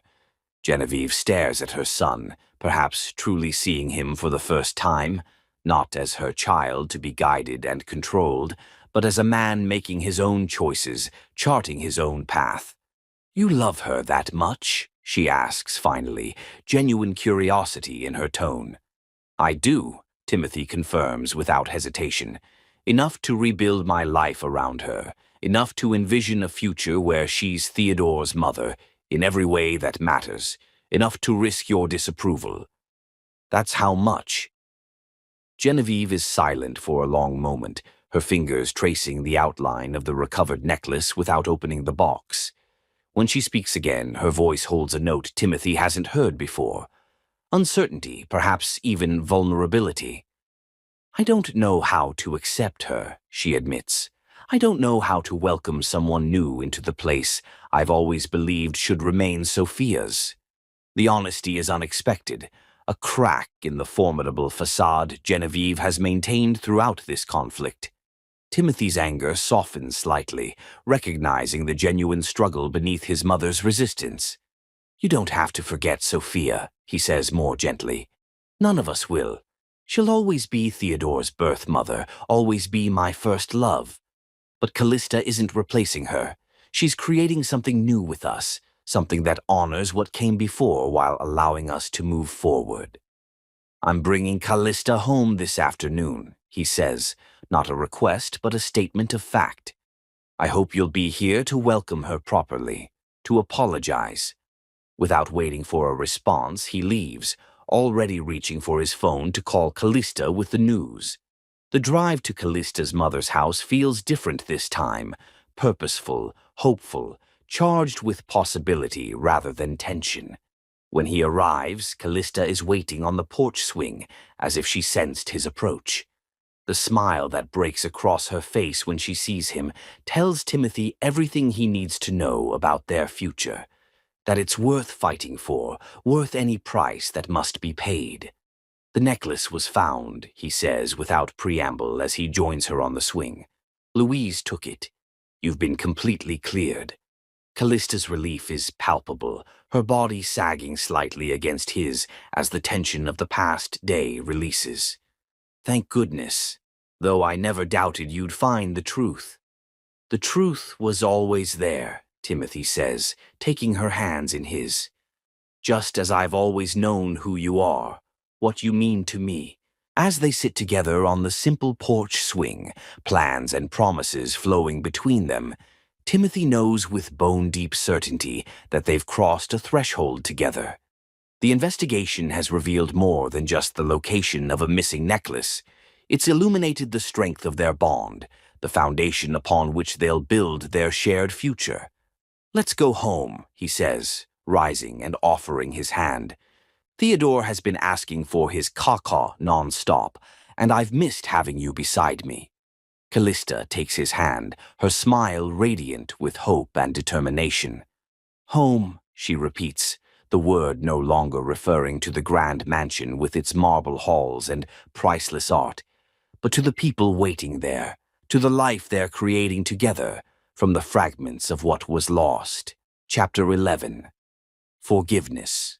The evening sun casts long shadows across the Payne estate as Timothy's car winds up the driveway, Callista beside him, her hands clasped tightly in her lap. Despite the vindication of the recovered necklace, despite Timothy's unwavering support, returning to the mansion feels like stepping into uncertain territory. Are you ready? Timothy asks, reaching across to cover her hands with his. Callista nods, drawing strength from his touch. Yes, this is home now. Our home. We can't let fear keep us from living fully in it. Her words warm him, reaffirming what he already knows, that this woman beside him possesses a courage that has nothing to do with physical bravery and everything to do with the resilience of her spirit. She has faced loss that would shatter most people, yet here she stands, open to love, to building something new from the ashes of grief. As they pull up to the entrance, Timothy is surprised to see his mother waiting at the top of the steps, her posture rigid, but her presence itself unexpected. He exchanges a glance with Callista, who squares her shoulders almost imperceptibly, preparing for another confrontation, another test of her worthiness to belong. I didn't expect a welcoming committee, Timothy murmurs as he helps Callista from the car. Neither did I, she replies softly, her eyes never leaving Genevieve's imposing figure. They climb the steps together, Timothy's hand at the small of Callista's back, a tactile reminder that she doesn't face this moment alone. When they reach the top, Genevieve's expression is unreadable, her silver hair gleaming in the golden light of sunset, her elegant attire as impeccable as always. Welcome home, she says, the words formal but devoid of their usual frost. Timothy feels Callista's slight start of surprise. Thank you, Mother. That's unexpectedly gracious of you. Genevieve's gaze shifts to Callista, lingering on her face with an intensity that suggests she's truly seeing her for perhaps the first time. Miss Michaels, Callista, I believe I owe you an apology. The words hang in the air, astonishing in their rarity. In all his life, Timothy can count on one hand the times he's heard his mother apologize to anyone. The necklace has been recovered, Genevieve continues when neither Timothy nor Callista immediately responds. It was taken by Louise, as I'm sure Timothy has informed you. My accusation against you was unfounded and unfair. Callista's expression softens slightly, though wariness remains in her eyes. Thank you for acknowledging that, Mrs. Payne. Genevieve, please. Another surprise, this invitation to familiarity. If you're to be part of this household permanently, as my son insists, formality seems rather pointless. Before Callista can respond, a joyful shriek erupts from inside the mansion, followed by the rapid patter of small feet. Theodore appears in the doorway, his face alight with excitement as he catches sight of Callista. "Ka-ka!" he squeals, launching himself toward her with complete confidence that she'll catch him. "You wanted to speak with me?" Callista asks, remaining standing, not quite ready to settle into what might be another confrontation. Genevieve gestures to the space beside her. "Please sit. This conversation is long overdue." Cautiously, Callista obliges, smoothing her skirt as she takes her place on the bench, leaving appropriate distance between them. She waits, letting the older woman set the pace of this unexpected detente. "I've been reflecting on my behavior toward you," Genevieve begins, her posture still rigid, her gaze fixed on the fountain rather than on Callista. "My actions have been protective, perhaps excessively so." Callista remains silent, sensing this rare moment of vulnerability shouldn't be interrupted. "After Sophia died, I watched Timothy retreat into himself," Genevieve continues, choosing each word carefully. "Theodore was adrift without a mother, and I think I convinced myself that preserving Sophia's memory meant preventing anyone from taking her place." Her hands smooth invisible wrinkles from her skirt, a small, nervous gesture revealing the effort this conversation costs her. "I saw how Theodore responded to you from the beginning," she admits reluctantly. "How easily he accepted your comfort when he rejected everyone else's. It frightened me." "Because you thought I would replace Sophia in his memory," Callista suggests gently. Genevieve's gaze sharpens. "Because I feared what would happen to him, to Timothy, if you entered their lives only to leave again." Loss upon loss. This perspective catches Callista by surprise. The idea that Genevieve's opposition stemmed not just from snobbery or territorial protection, but from genuine fear of further pain for her family. "When the necklace was found with Louise," Genevieve continues, "I was forced to confront my misjudgment. Not just about the theft, but about you. Your absence affected Theodore profoundly. And Timothy... She pauses. "I haven't seen my son fight for anything with such determination since he defied me to marry Sophia." "Why now?" she asks, genuinely curious. "What's changed?" "Watching Theodore these past 2 days without you," Genevieve replies, her voice softening. "His distress was so profound, so genuine. And then there was Timothy, determined to clear your name, to bring you home regardless of the cost to his relationship with me." She pauses, something like respect appearing in her expression. "He loves you enough to risk everything. I had to ask myself why I was fighting so hard against something that brings such joy to the people I care about most." Callista absorbs this, touched by the unexpected vulnerability. "I never wanted to come between you and Timothy, between you and Theodore. There's room for all of us in their lives, in different ways." "I'm beginning to see that." Genevieve reaches into her pocket, withdrawing a small velvet pouch. "I have something for you. A peace offering, if you will." Curious, Callista accepts the pouch, its weight substantial in her palm. Inside, she finds a stunning sapphire and diamond ring, clearly an heirloom piece, its vintage setting speaking of another era entirely. "This was my grandmother's engagement ring," Genevieve explains, watching Callista's reaction carefully. "It's been passed down through the Payne women for generations. I always intended to give it to the woman Timothy would marry."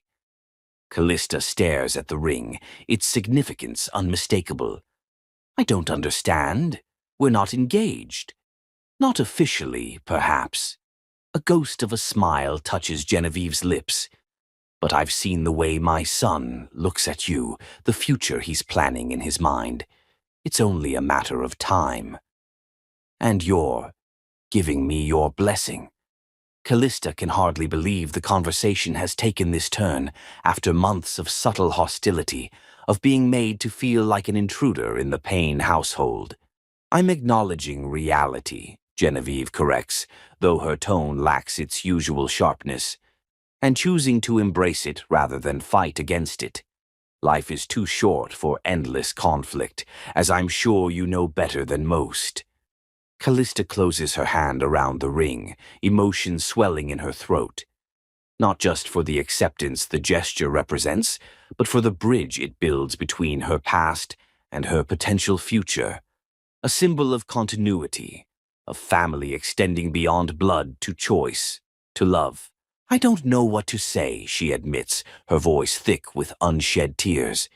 "You don't need to say anything." Genevieve rises, her composure returning like a familiar cloak. "Just promise me one thing." "What's that?" "That you'll continue to make Theodore and Timothy as happy as they've been since you entered their lives. That you'll honor the legacy you're stepping into, not just Sophia's memory, but the Payne family history that will become part of your story now too." The request is earnest, stripped of the manipulation that has characterized so many of their previous interactions. Callista stands as well, facing this woman who has been her most formidable opponent, and finding, for the first time, common ground in their shared love for Theodore and Timothy. "I promise," she says simply, meaning it with every fiber of her being. Genevieve nods once, satisfaction settling across her features. "Then welcome to the family, Callista Michaels. Officially." As they walk back toward the house, side by side, not quite friends but no longer adversaries, Callista feels something shift within her, a final piece of the puzzle falling into place, completing the picture of the life she's rebuilding from tragedy's ashes. Timothy is waiting in the library, pretending to read, but obviously anxious about the outcome of their private conversation. His expression when they enter together, apparently at peace, is a mixture of relief and disbelief. "Everything all right?" he asks, rising to meet them, his gaze moving between the two women in his life with cautious hope. "Better than all right," Callista replies, a genuine smile lighting her face as she opens her palm to reveal the ring Genevieve has given her. Timothy's eyes widen, recognition immediate. "Mother, that's grandmother's ring." "Yes," Genevieve confirms simply. "I thought it was time for it to find its way to the next generation." The significance isn't lost on Timothy, whose gaze snaps to his mother's face with naked surprise. "Does this mean—" "It means," Genevieve interrupts with a hint of her usual crispness, "that I've been a stubborn old woman who nearly cost her son his happiness because of fear and misplaced loyalty to ghosts. It means I'm choosing to embrace the future rather than cling to the past. It means, Timothy, that you have my blessing, not that you need it." The admission leaves Timothy momentarily speechless, his composure slipping to reveal genuine emotion. When he finally finds his voice, it carries a depth of feeling rarely displayed in this household of careful restraint. "Thank you, Mother. That means more than you know." Genevieve acknowledges this with a slight nod, her expression softening briefly before she straightens, practical as always. "Now, I believe I'll retire for the evening. It's been an eventful day." As she leaves, the click of her heels against the hardwood receding into silence, Timothy turns to Callista with wonder in his eyes. "What did you say to her?" "I've never seen my mother change her mind about anything, let alone something she's been so adamantly against." Callista shakes her head, still processing the conversation herself. "I think it was more what she saw than what I said. Theodore's distress without me, your determination to clear my name regardless of the cost. Sometimes the most powerful arguments aren't spoken at all." Timothy draws her into his arms, his embrace communicating everything words cannot. Relief, gratitude, love so profound it transcends the tragedies that brought them together. They stand like that for a long moment, the library's quiet enveloping them like a cocoon. The scent of old books and polished wood, a fitting backdrop to this new chapter in their shared story. Forgiveness is a gift, Callista murmurs against his chest, thinking not just of Genevieve, but of the long journey she's traveled since James's death, since losing their baby. For the one who gives it as much as the one who receives it. Timothy pulls back slightly to look into her eyes, his expression serious. Is that what you've done? Forgiven my mother for how she's treated you all these months? Callista considers this, wanting her answer to be honest rather than simply reassuring. I'm working on it, she admits. Just as I'm working on forgiving myself for finding happiness again after James, for loving Theodore as if he were my own, for building a new life when sometimes it still feels like a betrayal of what I lost. It's not a betrayal, Timothy says fiercely, cupping her face in his hands. Finding joy again doesn't diminish what came before. It honors it, proves that love is stronger than grief, that life continues despite devastating loss. His words echo what her heart has been slowly accepting over these months in the Payne household, that loving again isn't a betrayal, but a testament to the human spirit's capacity for renewal, for hope that persists despite everything. I know, she whispers, covering his hands with her own. I'm learning that every day with you and Theodore. They sit together on the leather sofa, Callista nestled against Timothy's side, the ring Genevieve gave her balanced on her palm between them, a tangible symbol of acceptance, of family expanding to include her not as an outsider but as an essential part of its future. She seems to think this will be on my finger soon, Callista remarks, watching the sapphires catch the light from the reading lamp. Timothy's arm tightens around her shoulders. My mother has always been unnervingly perceptive about some things. The implication sends a thrill through Callista, not fear or hesitation, but anticipation, a recognition that the path they've been traveling together has always been leading to this juncture, this choice to formally unite their lives. Is that your roundabout way of proposing, Timothy Payne? She teases gently, though her heart races at the possibility. He laughs, the sound warm and genuine. No, when I propose, you'll know it. It will be worthy of the extraordinary woman you are, of everything you've come to mean to me and Theodore. The promise hangs between them, not pressuring but comforting, a future glimpsed, a destination named. For tonight it's enough to sit in this peaceful moment, the worst of the storms behind them, the horizon clearing before them. As they sit in companionable silence, Callista reflects on the journey that brought her here. From the depths of loss to this unexpected sanctuary, from broken grief to healing love. The path hasn't been easy or straightforward, has been marked by missteps and obstacles, by Genevieve's resistance and her own lingering guilt. But perhaps that's the nature of forgiveness, of healing, not a single moment of transformation, but a series of small steps, of choices made daily to move forward rather than remain trapped in past pain. Tonight represents one such step, significant in its way, but part of a longer journey still unfolding. We should check on Theodore, she says eventually, reluctant to break the peaceful moment, but drawn as always to the child who has become the center of her world. They find him sleeping peacefully, his stuffed elephant clutched tightly in one arm, his expression serene now that his beloved Caw-Caw has returned. Standing together in the doorway of the nursery, Timothy's arm around her waist, Callista feels a sense of rightness, of belonging that once seemed impossible in the wake of her losses. This is family, she realizes, not perfect or unmarred by past pain, but real and present and worth fighting for. With Timothy, with Theodore, even with the formidable Genevieve Payne, she has found her way back to life, back to love, back to a future worth embracing with her whole heart. As they close the nursery door softly behind them, Timothy presses a gentle kiss to her temple. Welcome home, Callista. he whispers, the words carrying all the meaning in the world. For good this time. And in her heart, Callista knows it's true. She is home, not just in this mansion with its grand rooms and elegant furnishings, but in the love that surrounds her, in the family that has claimed her as their own. Home at last, after a journey through the deepest valleys of grief, to this unexpected mountaintop of joy rediscovered. Temple, welcome home, Callista, he whispers, the words carrying all the meaning in the world, for good this time. And in her heart, Callista knows it's true. She is home, not just in this mansion with its grand rooms and elegant furnishings, but in the love that surrounds her, in the family that has claimed her as their own.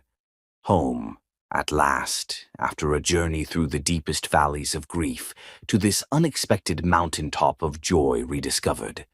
Chapter 12. Hearts Unbroken. The morning light filters through the curtains as Callista stands in Theodore's nursery, watching him sleep peacefully in his crib.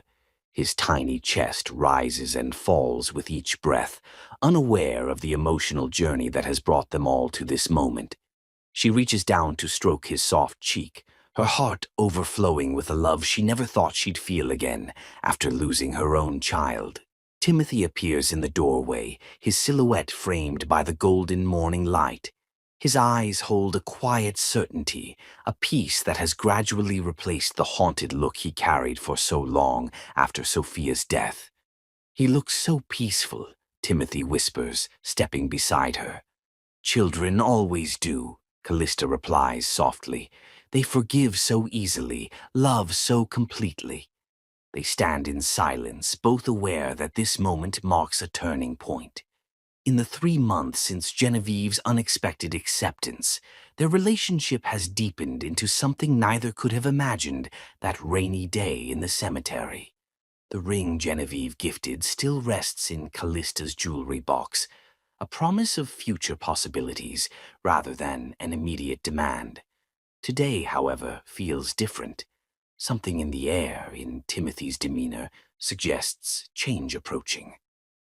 I've been thinking, Timothy says, his voice barely audible to avoid waking Theodore, about what you said about forgiveness being a gift for the giver as much as the receiver. Callista turns to him, curious.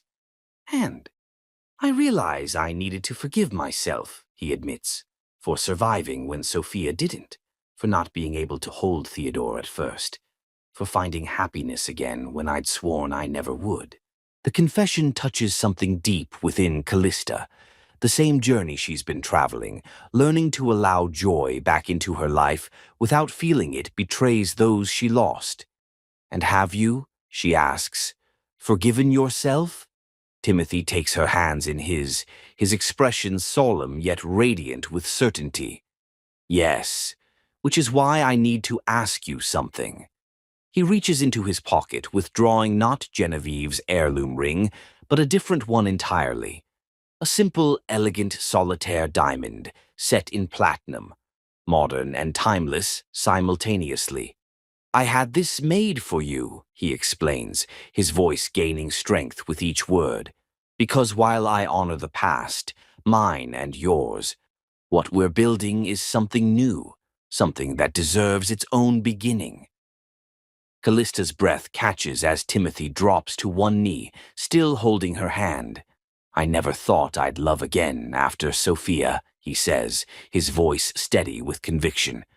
I thought that part of me died with her. But you showed me that the heart doesn't run out of space for love. It expands. Theodore stirs in his crib, as if sensing the significance of the moment unfolding beside him.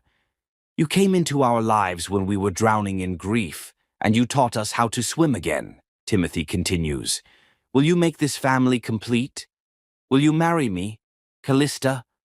Tears stream freely down her face now, joy and gratitude intermingling. Yes, she whispers, 1,000 times yes. As he slides the ring onto her finger, Theodore's eyes open, his gaze fixing on them with that uncanny awareness children sometimes possess. He smiles, reaching his arms up toward them both. Timothy lifts his son, bringing him into their embrace. The three of them stand together, not a replacement for what was lost, but something new and beautiful built from grief's ashes. "This is what healing looks like," Callista says, her voice vibrating with emotion, "not forgetting the past, but building something beautiful from its pieces." In this perfect morning moment, surrounded by love she never expected to find again, Callista understands the truth that has been slowly revealing itself through all the pain and joy of the past year. Hearts are not broken beyond repair. They crack, they shatter, they seem destroyed beyond recognition. But they also heal, expand, and find new ways to love that honor rather than erase what came before. "I love you," Timothy whispers, his forehead resting against hers, Theodore secure between them. "Both of you, more than I have words to express." "And we love you," Callista replies, the simple truth more powerful than any elaborate declaration. Outside their window, the morning sun rises higher, warming the world with its gentle light. Inside, a family stands united, forged through tragedy, strengthened by challenges, bound together not by blood but by choice, by love that refused to be diminished by loss. And in that embrace, in that promise of future joy, the tides of their hearts finally come to rest on the shores of peace long sought, of happiness rediscovered, of love that proves more enduring than even the deepest grief.